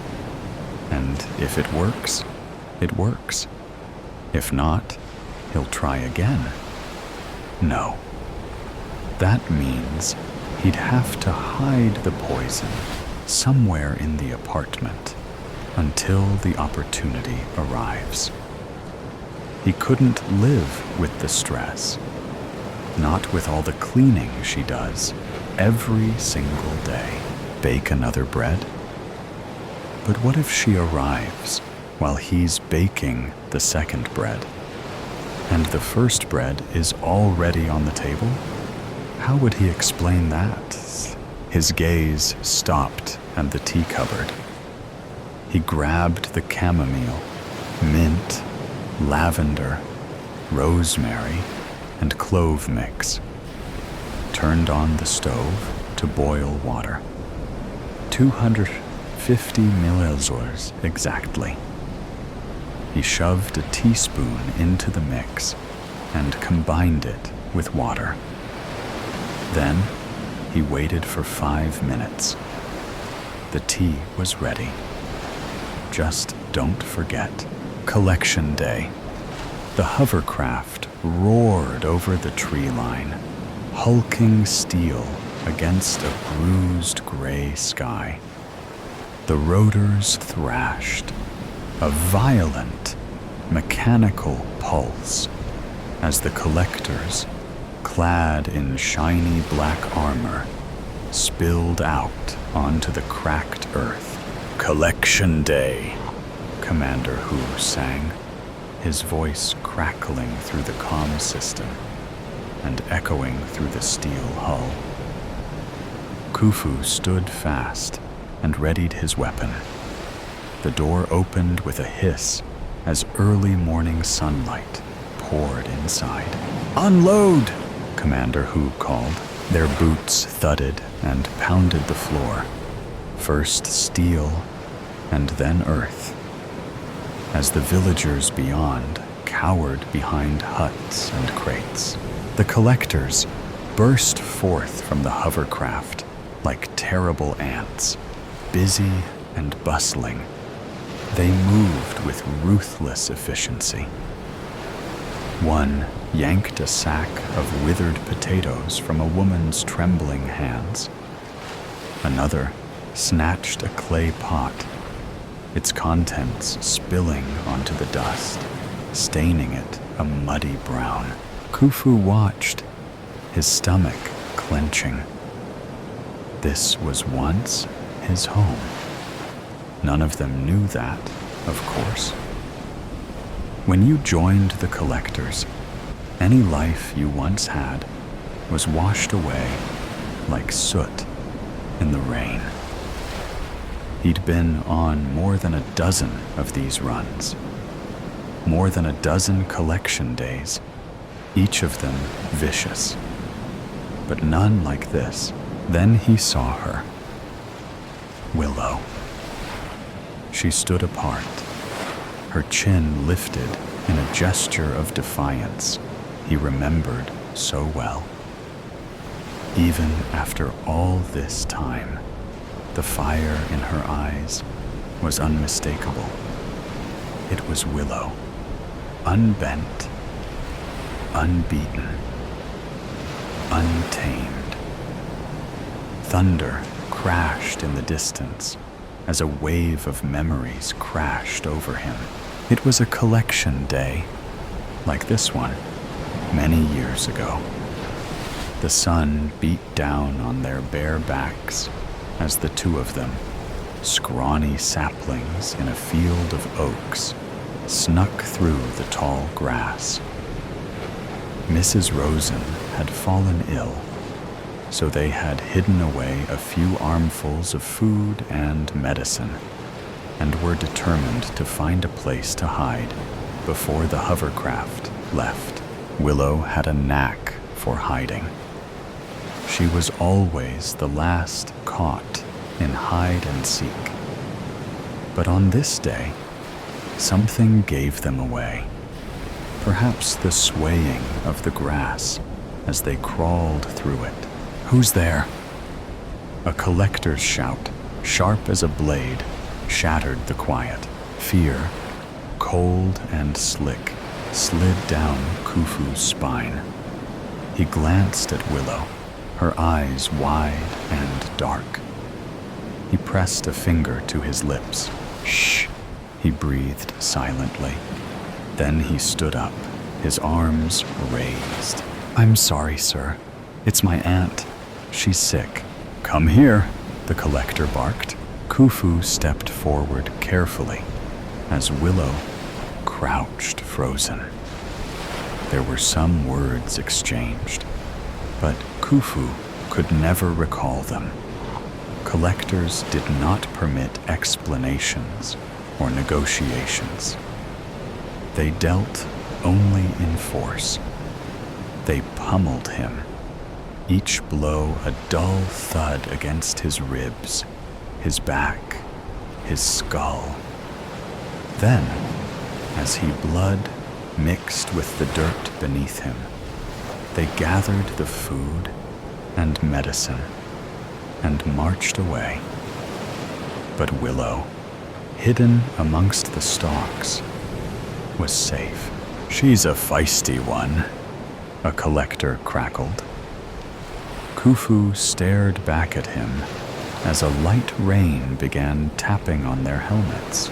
Willow, cornered, lashed out. Her small fist connected with a collector's arm, a surprising show of strength. The other collectors swarmed her. One grabbed her arms from behind as another lifted his weapon, ready to strike her. But Willow reared back like a bucking horse and kicked hard, her foot cracking his visor. He dropped his rifle and staggered back. "Enough," a deep voice sounded. Commander Hu approached, the red cape of his rank swimming behind him. "What's going on here?" "The girl is resistant," a collector reported. Hu studied her for a moment. Another cry of thunder roared out as the rain fell harder. Hugh's cape billowed as he turned on his heel. "Execute her," Hu said, his voice flat. He looked at Khufu. "You do it." Khufu's heart hammered against his ribs. Feeling his hands tremble, he quickly stood straight and nodded. He walked toward Willow, each step heavy. He saw the fear in her eyes, the desperate plea, felt the mud squelch beneath his boots. "It's you," she whimpered, her voice soft and raspy. Khufu squared himself toward her and watched her eyes fill with tears. "Khufu," she said. Without moving his head, he glanced left and right. She had used his name, a name unknown to any of the others. "Do it quickly," Commander Hu said. He took a deep breath, then another. There were 10 of them in total. Of the villagers, there were at least 50, maybe more. They were weak, but their strength together could be formidable. If he turned his gun on his commander, then perhaps the other villagers would seize the opportunity. He looked at the villagers. He saw Old Man Tiber, his face a mask of grief. He saw the fear in the children's eyes. He saw the collectors, their faces blank, black pools of nothingness shining in the rain. He thought of his new home in the gleaming city in the distance, built on the backs of people like this, his people. He thought of the comfortable life he had, the life he'd purchased with his silence, his willingness to join his oppressors. One more deep breath. He raises his rifle and squeezes the trigger. The shot rings out, and the rain freezes. Hu staggers back, his hand clutching his chest. He takes a few clumsy steps, and then collapses. The wind whistles through the village and sizzles in the gripping silence. Then chaos erupts. Collectors turn, weapons raised. Khufu looks to Willow. "Run," he says. He then aims and shoots at the closest collector, then another, and another. All three of them fall, but he feels a sharp bite in his shoulder, and his arm goes limp. He dives toward a vegetable stand and takes cover. Cabbages explode around him, and voices shout, mixing together like dense fog. Khufu lifts his rifle atop a nearby barrel and aims, his other arm still hanging lifelessly at his side. To his delight, at least 20 villagers, including Willow, have overtaken the remaining collectors. He stands and looks around. 4 are dead, the rest disarmed. They have done it. Willow turns, and their eyes lock. The sun finally crawls out and reaches down as if to embrace them. Khufu, she calls, a light of hope in her eyes. She begins to run toward him, her arms outstretched. He reaches for her. "Do it quickly," I said. It was Commander Hu. Khufu's eyes went wide. He shook the driving rein from his visor. "Yes, sir." "Khufu, please," Willow screamed, her face flooded with tears. He raised a hand to his lips. "Shh," he said, trying to calm her. But the promise felt like ash in his mouth. He opened his eyes and squeezed the trigger. The awful sound rings out and echoes like laughter amidst the booming thunder. Willow's body slumped to the ground. A hand clasped Khufu's shoulders. "Well done," Commander Hu said. "Now load up." Storm of duality. Not again. Not so soon.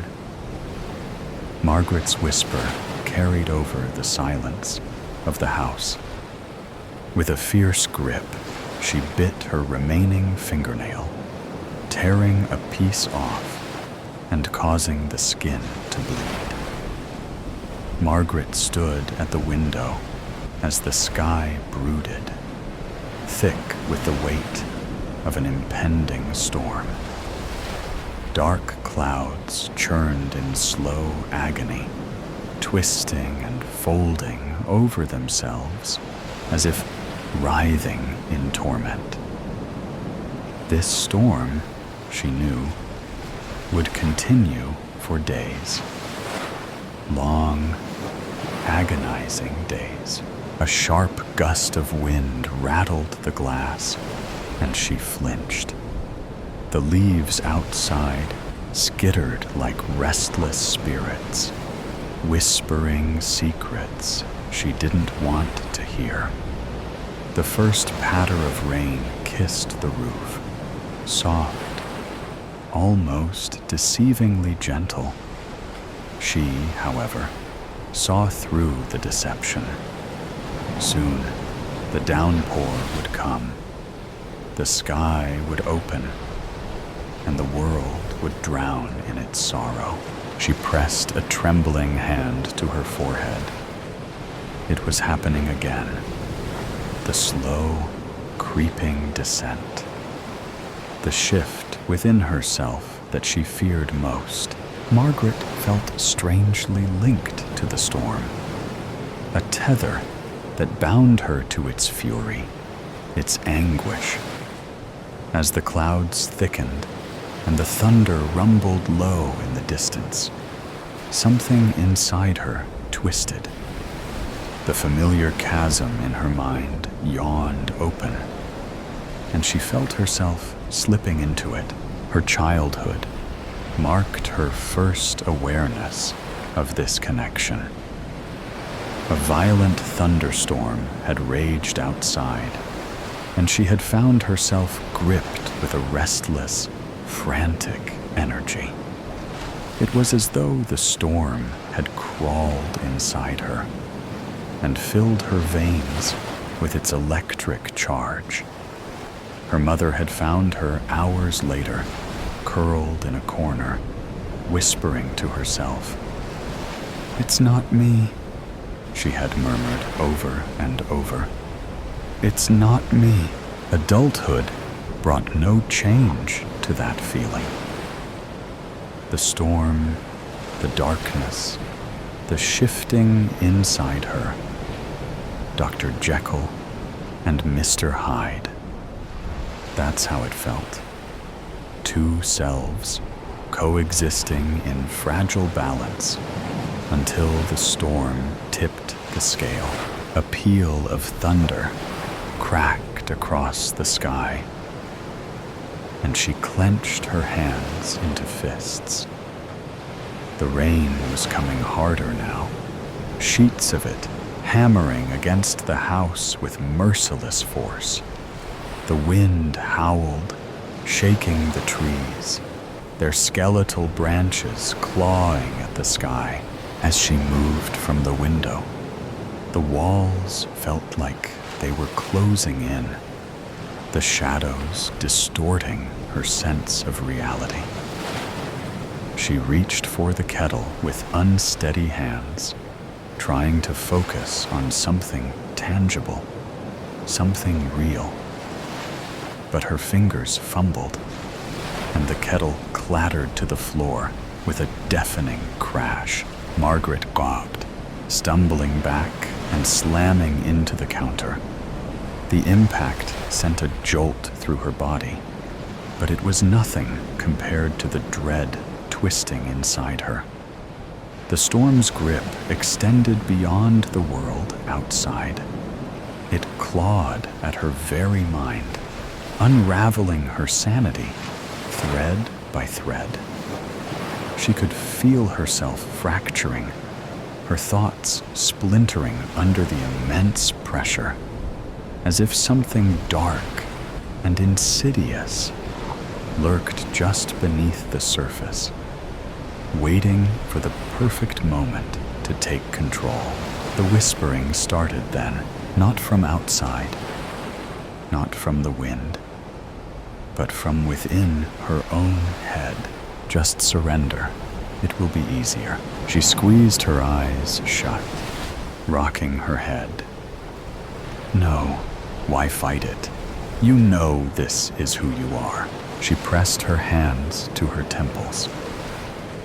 Her breathing was increasing, like the thunder and lightning. Her ears were buzzing, overpowering the storm itself.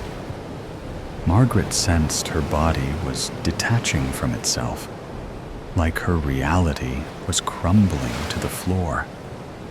It was the storm inside her, the darkness waiting to consume her. Another crack of thunder split the sky, and a bolt of lightning illuminated the house in a stark, white flash. Margaret reconnected with her body again and felt the surge through her veins, like she poked a fork in a light socket. She glimpsed at herself in the kettle's reflection. Her dilated eyes, the size of marbles, and her pale, almost unrecognizable face stared back at her. Then she realized the storm had taken her. She staggered backward, her hands clutching at the edge of the counter. She needed to hold on, to ground herself. She didn't want to become that person. Darkness prompted unthinkable actions. It whispered to her, feeding her fears, twisting her thoughts until right and wrong blurred together. It promised relief, power, and escape from the suffocating weight of reality. But she knew the cost.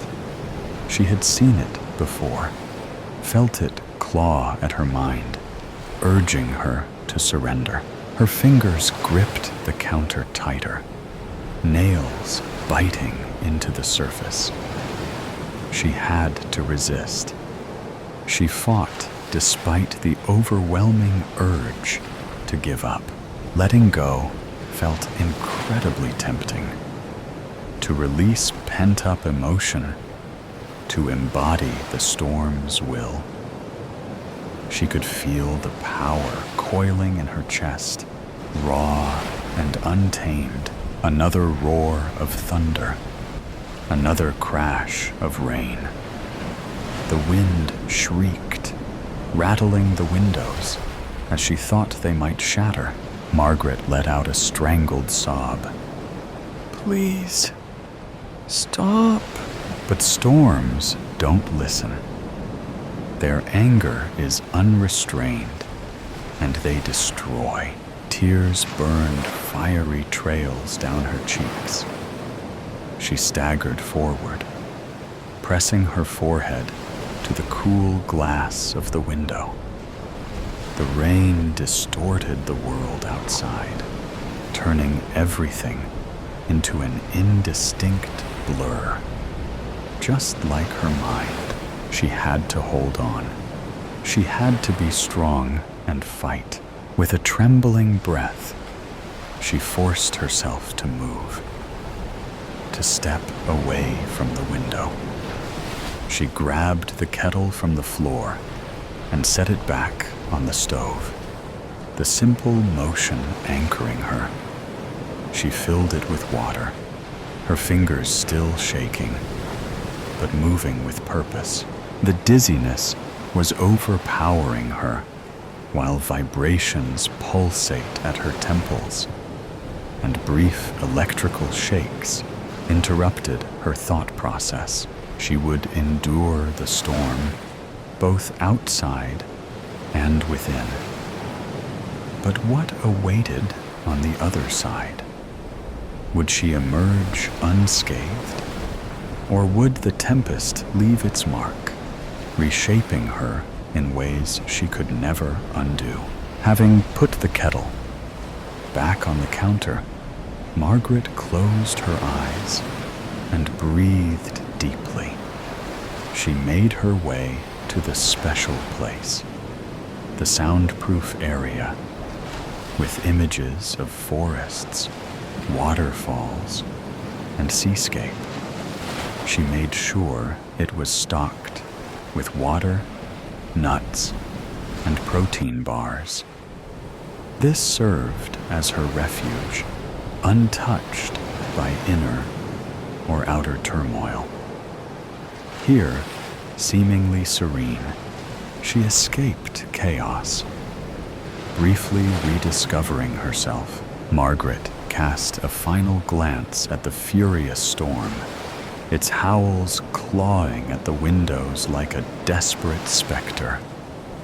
As she forced the door shut, the latch clicked into place, a thin barrier between her and the chaos beyond. Yet, just before the silence settled, the storm's final utterance slithered through the cracks, a venomous whisper threading into her mind. "You can never escape me. I'll always be with you." A tremor ran down her spine, but she clenched her fists, grounding herself. The storm could rage, it could scream, but she refused to let it claim her. Not tonight, and for tonight, that was enough. The drought, summer, died 50 years ago, and autumn never came. The sky was a hard shell of endless blue, unbroken by clouds, as if God had dipped his paintbrush in cobalt and forgotten to rinse it out. Heat waves shimmered off the asphalt like restless ghosts, and the air tasted faintly of burnt rubber and dust. the stale breath of a town stuck in time. Cedar Ridge had always been small, a thumbprint on the back roads of nowhere. There were farms, of course, though most had dried up and blown away with the last real rain. What remained were brittle corn stalks, blackened and skeletal, standing in neat rows like mourners at a graveside. The few farmers left mumbled about drought-resistant crops, but spoke of miracles with the same dry hopelessness they reserved for paying taxes. Rust scabs bloomed on the water towers, and the gas station on Main Street had stopped carrying windshield wiper fluid years ago. No need for it when the sky never wept. They still sold beer, though, and on days when the heat pressed down like a fist, the townsfolk gathered in the shade of the Sinclair station's green dinosaur sign, cold cans sweating in their hands. It was there, leaning against the faded scales of that prehistoric beast, that Tom Weaver saw the stranger for the first time. The man came walking up the road from the south, where the horizon quivered like molten glass. He wore black, a suit crisp as a knife edge, and carried a battered leather suitcase in one hand. A wide-brimmed hat shaded his face, but there was something unsettling about him, even from a distance. He didn't stumble or waver in the heat the way normal men did. His stride was steady, purposeful, as if he carried winter in his pocket. "Ain't seen a salesman in years," muttered Earl Granger, wiping sweat from his forehead with a grease-streaked rag. "What the hell's he sellin'? Coffins?" The man chuckled, low and uneasy. But Tom's beer went sour on his tongue. Something about the stranger's silhouette made his skin crawl. The sharp angles, the way shadows clung to him like cobwebs, even in the brutal sunlight. The man in black reached the edge of the group and tipped his hat politely. His eyes were a pale, icy blue, startling against the deep tan of his weathered face. He looked like someone who'd walked a long way and hadn't found what he was looking for. "Gentlemen," he said, his voice smooth as polished stone. "Mighty warm today, isn't it?" Earl snorted. "Been warm every damn day since Truman was president. What's it to you?" The stranger's smile didn't reach his eyes.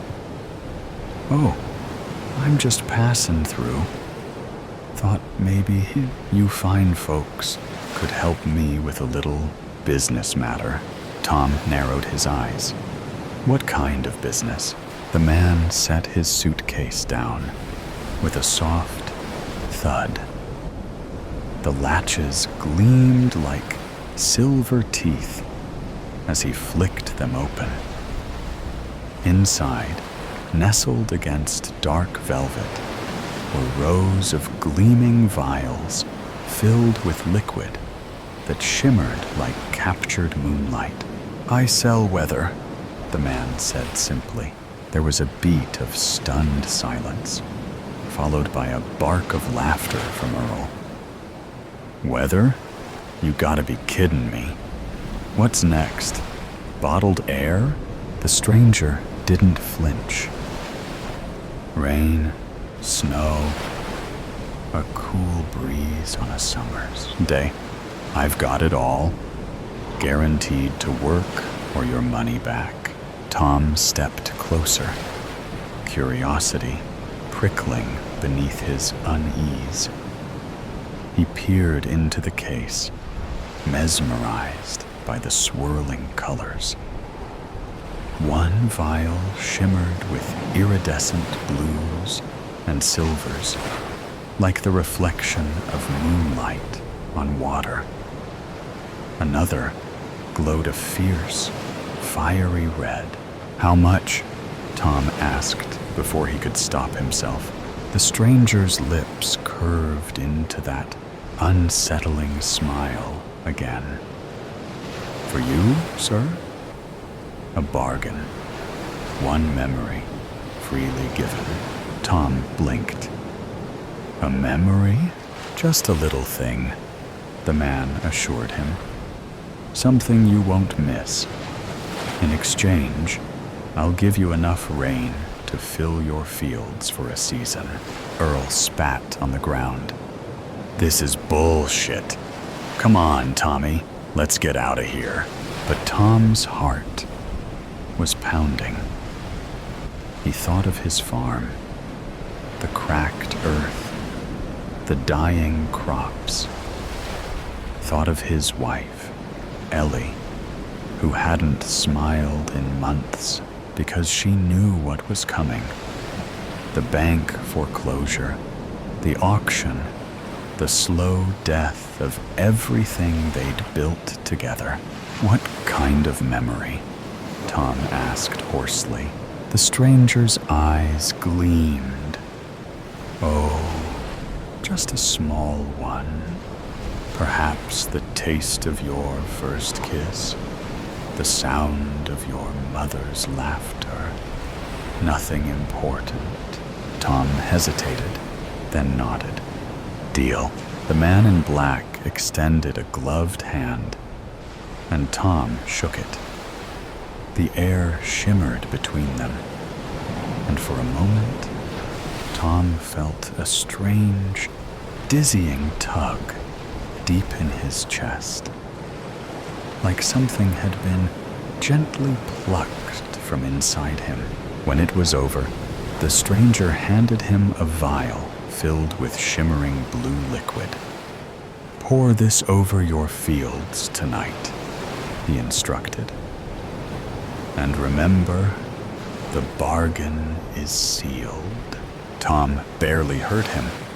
His mind was already racing with visions of green fields and heavy rain.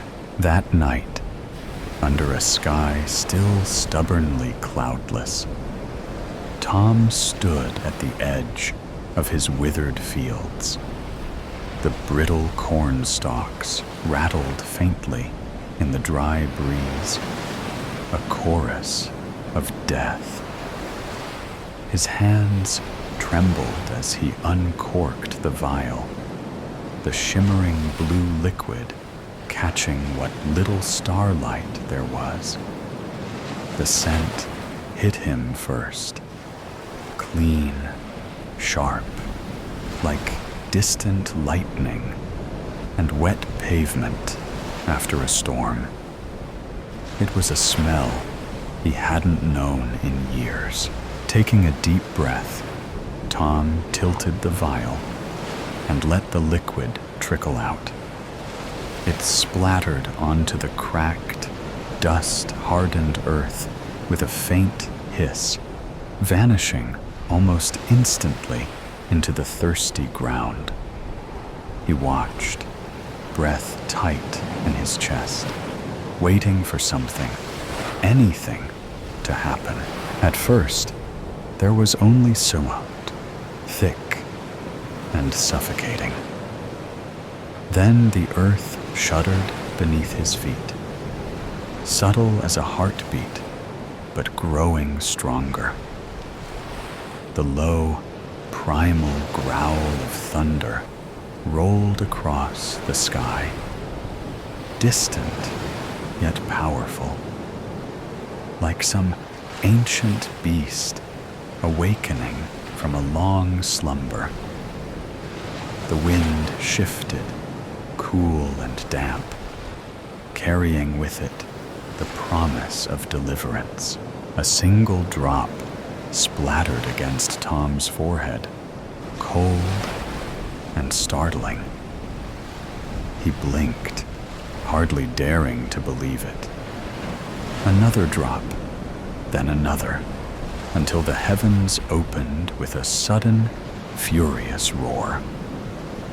Rain came down in sheets, wild, relentless, drenching him in moments. The smell of wet earth rose around him, rich and intoxicating. Dust turned to mud beneath his boots as rivulets of water carved new paths through the parched ground. Tom threw back his head and laughed. A raw, unhinged sound torn from somewhere deep inside him. He spread his arms wide, welcoming the downpour like a sinner at baptism. Water slicked his hair to his scalp and dripped from his chin. But he didn't care. His laughter mingled with the storm, defiant and joyful. The fields drank greedily, the dead husks of corn softening, straightening, as though waking from a long nightmare. Leaves unfurled, vibrant green bleeding back into lifeless stalks. The transformation was swift and almost magical. A resurrection right before his eyes.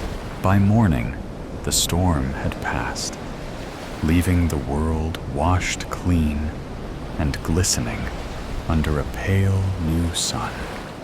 Tom stood at the edge of his fields, now lush and vibrant, the corn standing tall and proud, shimmering with droplets of water. The air smelled sweet, alive. The screen door creaked, and Ellie came running out of the house, bare feet splashing through puddles. Her face was radiant with disbelief, tears mingling with the remnants of rain. "Tom? How?" she gasped, her voice breaking with wonder.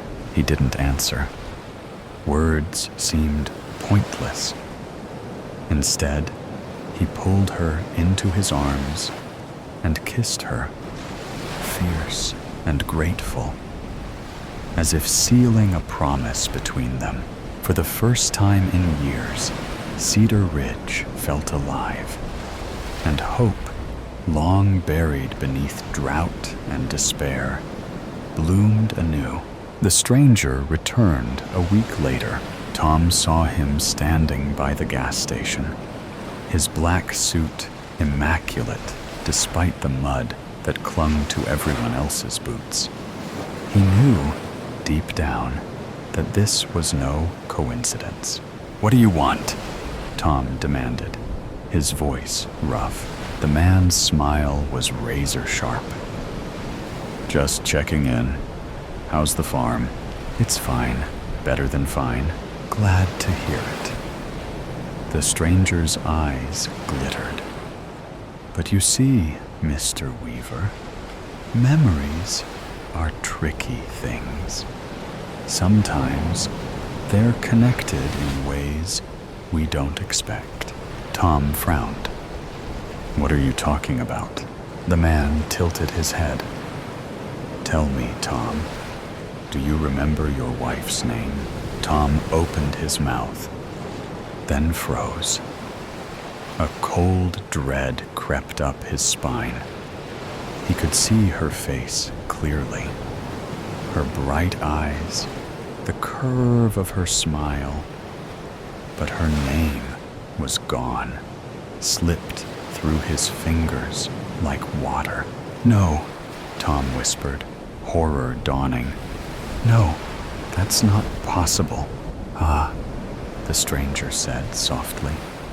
A shame. But as I said, a small thing. Nothing important. Tom lunged at him, but the man in black was already walking away, his silhouette dissolving into the shimmering heat. The rain never came again, and neither did Tom's wife. At least, not in any way that mattered. She was still there, smiling and talking. But her name was a hollow echo in Tom's mind, forever lost to the drought. And so Cedar Ridge, baked under the unchanging sun, its people haunted by what they'd forgotten. In our blood, can expect heavy thunderstorms from 9 p.m. to 3 a.m., Chris's radio buzzed as he trundled down the exit to the rest stop. Windshield wipers working overtime as the rain and wind pelted his semi. He would have to wait out the storm, lest he risk ending up in a ditch. All the better for me, he thought to himself as he pulled up to the truck stop. I can finally look for someone to play with. Chris had been a trucker for years, enjoying the solitude of the road and the freedoms it granted him. Were he to succeed at his goals, he would need space and quiet. His roots offered him just that. Nobody had caught on to him yet, though the news was always warning potential victims away from hitchhiking. He was a legend along I-80, killing travelers and truckers alike. He climbed out of his truck, hurrying inside the rest stop as the rain poured. The place was completely dead. Chris sighed, cursing his bad luck. First the storm, and now nobody around to play with. He was going to have to keep moving, wasn't he? His fingers itched to grasp a life by the throat, to tear it apart piece by piece until there was nothing left but red. It had been too long since he had had free rein. He thought back to his last hunt. He had snuffed out a college kid whose car had broken down on the side of the road. Some freckle-faced loser whose name he didn't even remember.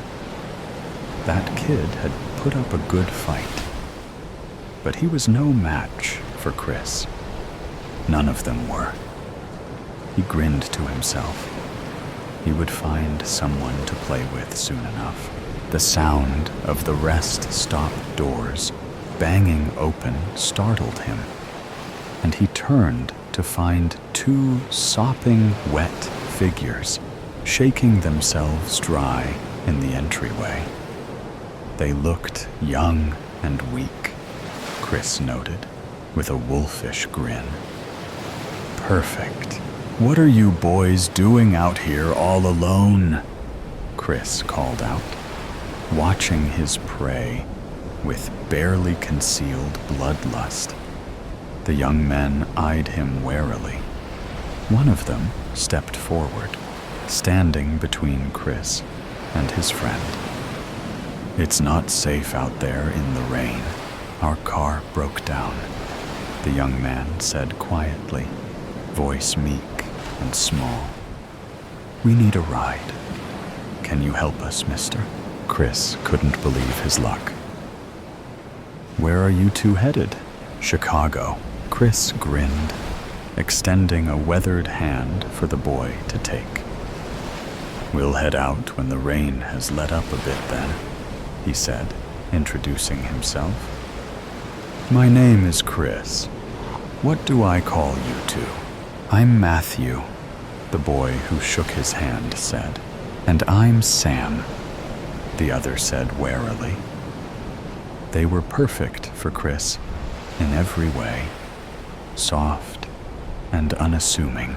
Well, Matthew, Sam, do you two need something to eat? I can get you something at the vending machines. No thanks. Matthew shook his head. He would be a difficult one, wouldn't he? We're okay. The trio sat in awkward silence for about a half an hour, waiting for the rain to let up. Chris fidgeted where he sat, watching the two young men, impatient. He supposed he didn't have to wait for the rain to let up completely. "Wanna head out?" he asked, standing. "I don't think waiting around here is gonna do us much good. The rain is supposed to continue almost all night." "All fine by me," Matthew sighed, helping Sam to his feet. "After you, mister."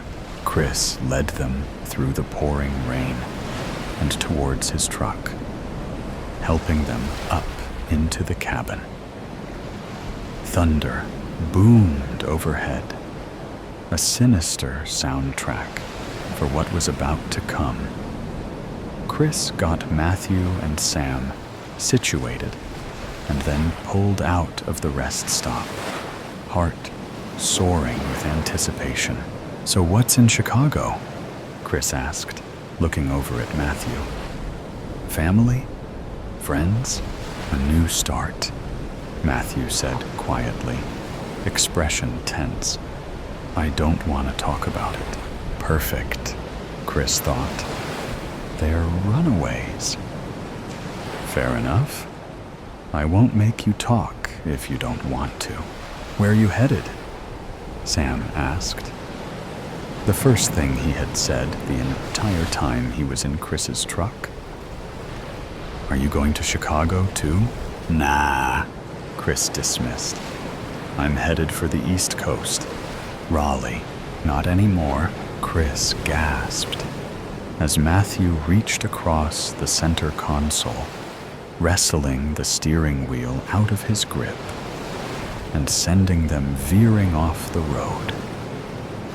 Chris swore as his trailer swung off of the road, rending metal screeching as sheets of rain cascaded down upon them.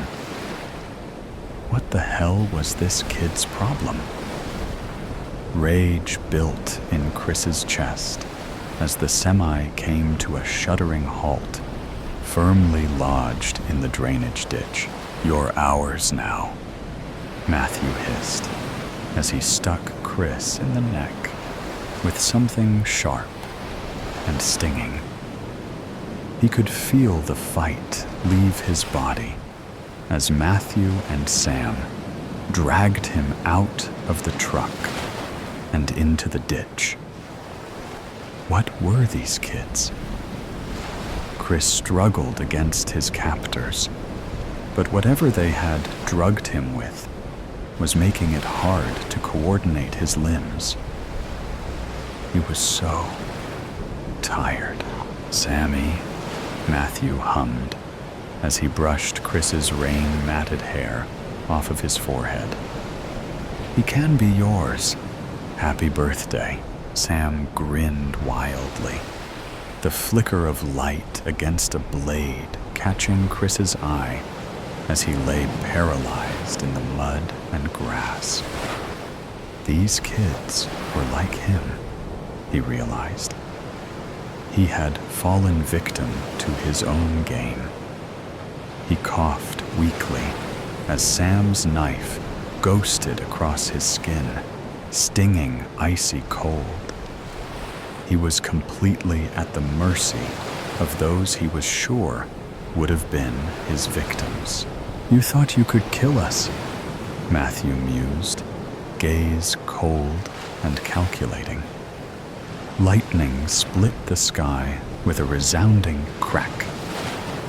"We're not scared of the likes of you. Now, we get to have our fun."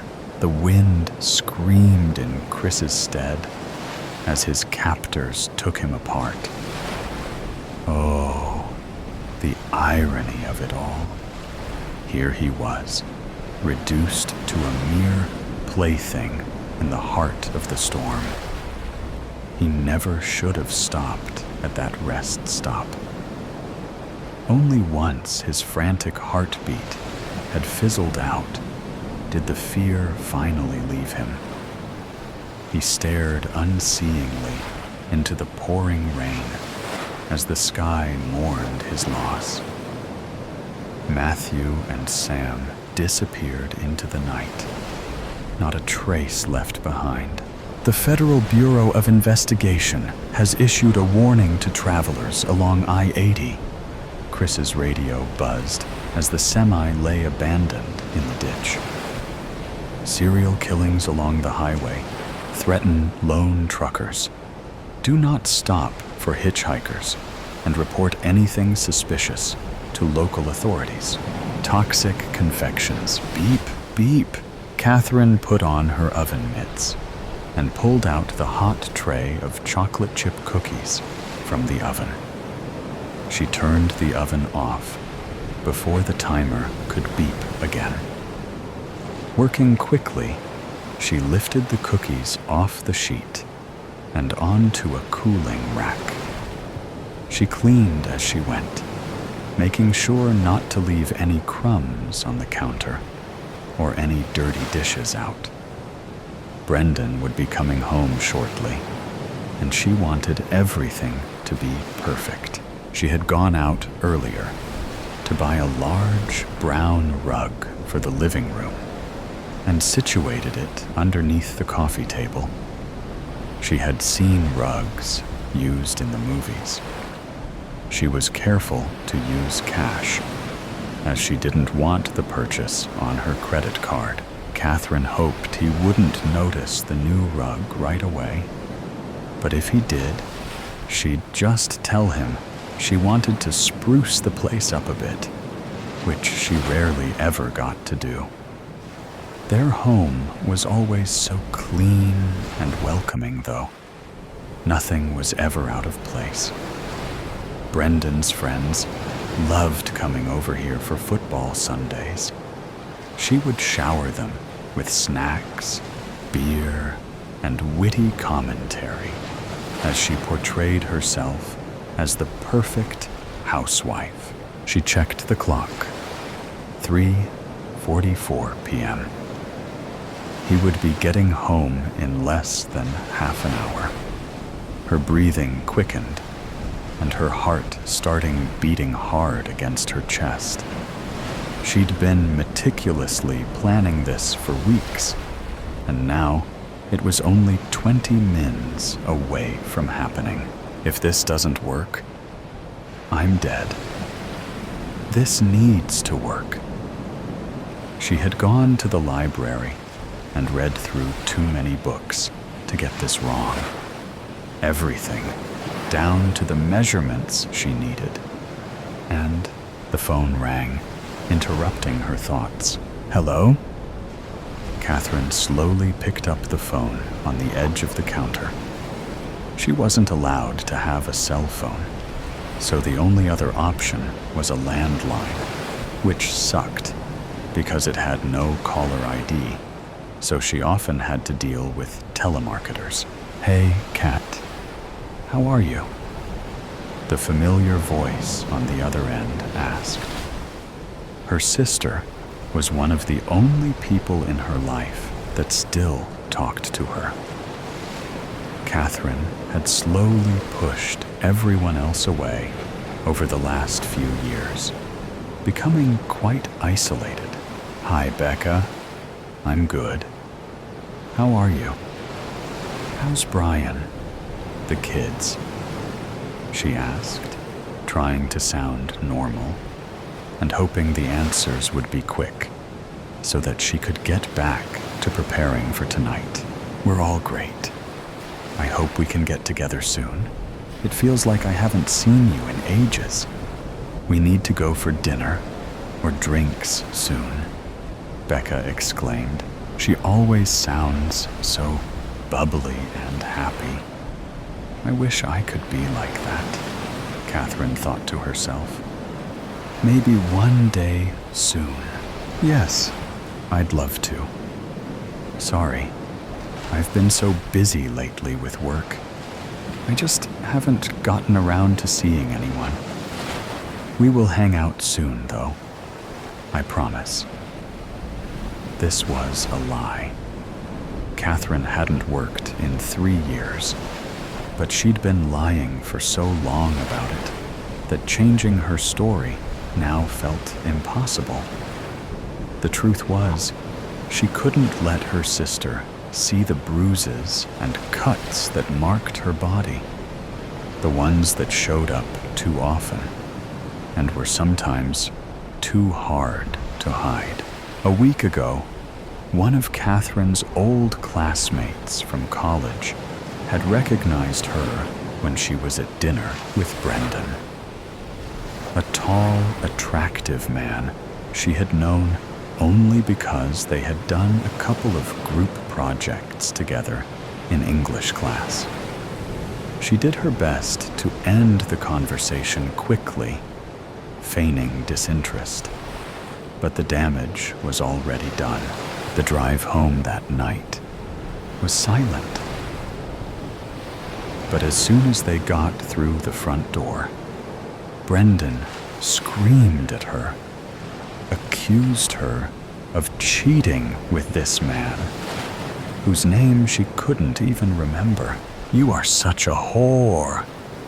You open your legs for every man out there, don't you? Am I not good enough for you? Is that it? You think you can do better than me? No, I barely even know him. In between sobs, Catherine had tried to reassure him that nothing was going on. I haven't spoken to him since college, and nothing ever happened between us. Bullshit! His fist hit her in the stomach first. When she keeled over in pain, he pushed her backwards into the wall. She fell onto the floor, and he continued kicking her in the legs, ribs, arms, anywhere but her face. He knew that wasn't so easily covered up like the rest.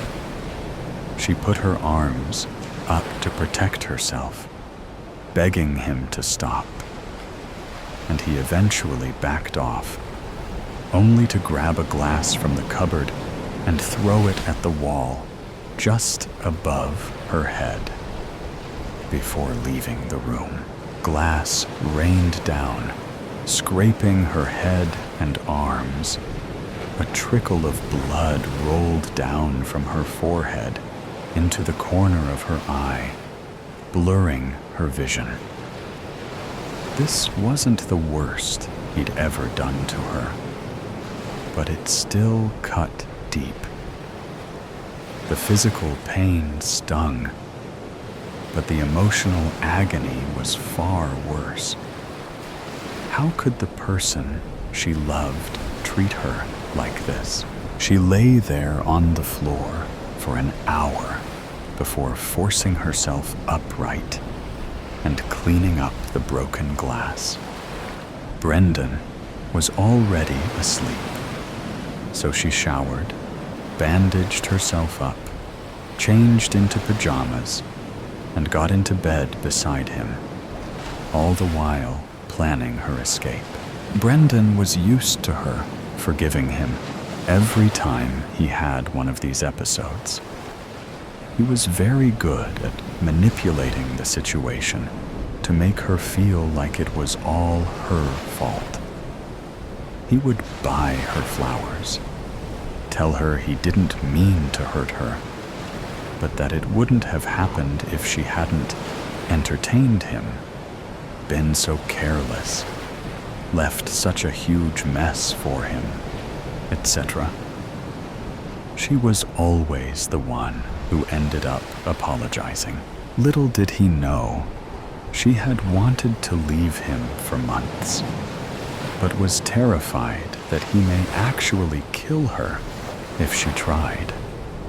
She was also always a little hopeful that he would change, because she did still love him, as much as she tried not to. After the last 3 times, though, she no longer cared if he changed or not.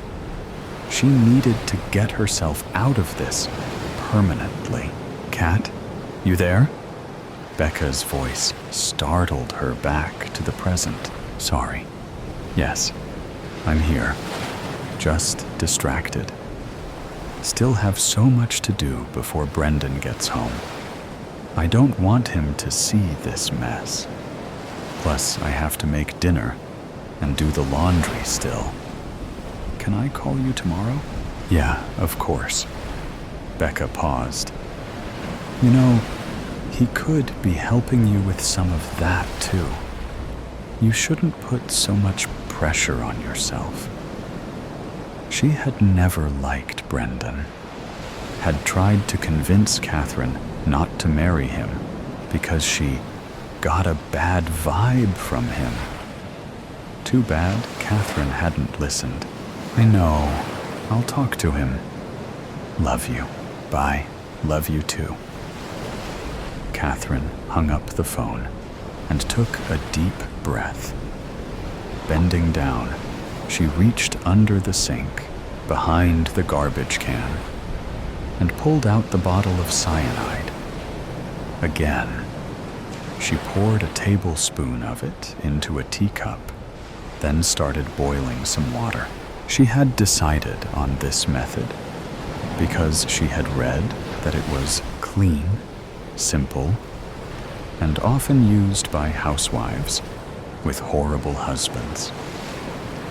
There would be no messy cleanup, and it was so easy to slip something into his food or drinks without being detected.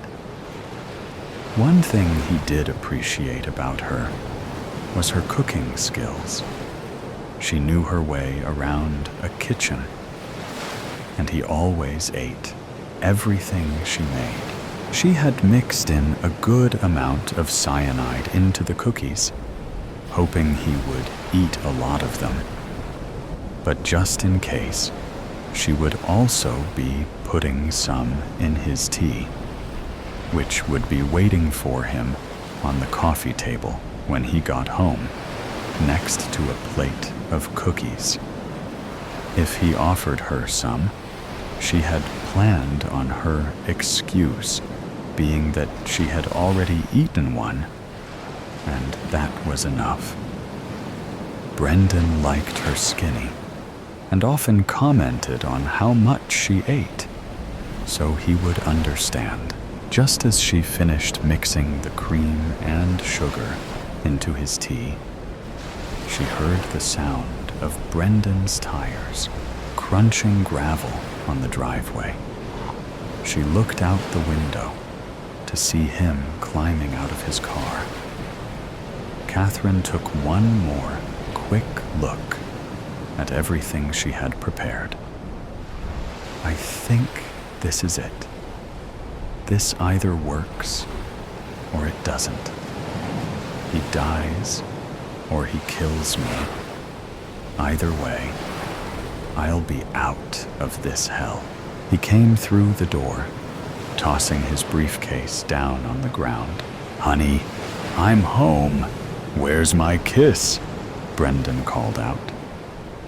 Catherine hurried over, reaching up to give him a quick peck before helping him with his coat. She felt a slight twinge of sorrow as she realized this would likely be their last kiss.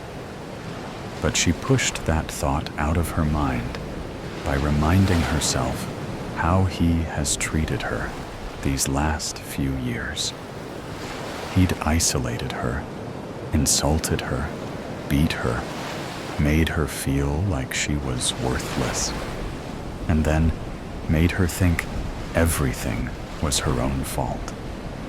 Fuck him. I made your favorite browned butter chocolate chip cookies. Come have a seat. she offered, putting on a big, fake smile as she hung his coat on the coat rack. Great. I'm starving. I had a rough day at work today, he said, taking a seat on the couch. She noticed he didn't say thank you, as though this kind of greeting was just expected of her and warranted no appreciation. She watched as he took a sip of the Earl Grey cyanide tea and then a bite of one of the cookies. These are delicious. They taste a little different than usual, Brendan said. Yeah, I tried something a little different today.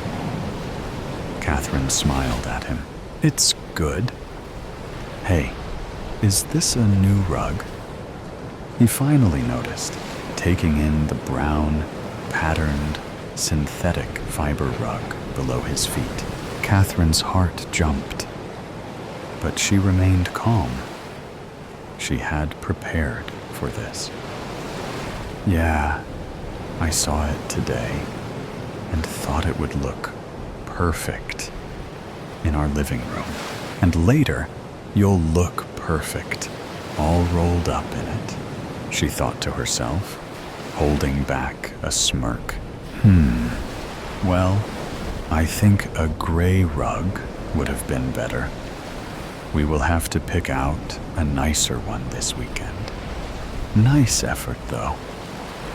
He finished one cookie and started on another, taking a sip of tea in between. So condescending. I can't wait till he shuts up for good. Okay, baby, she said, turning around and heading into the kitchen so he couldn't see her expression change to annoyance. Catherine pulled the water jug out of the fridge and poured herself a glass. Behind her, she heard Brendan cough and say, I'm not feeling too well. Did you do something to these? She turned around in time to watch him vomit on the new carpet and clutch his head. His head must be killing him by now. Headaches and vomiting are some of the first symptoms of cyanide poisoning. He laid his head back on the couch, dazed. I'll have to make sure he doesn't leave any vomit on the couch, too.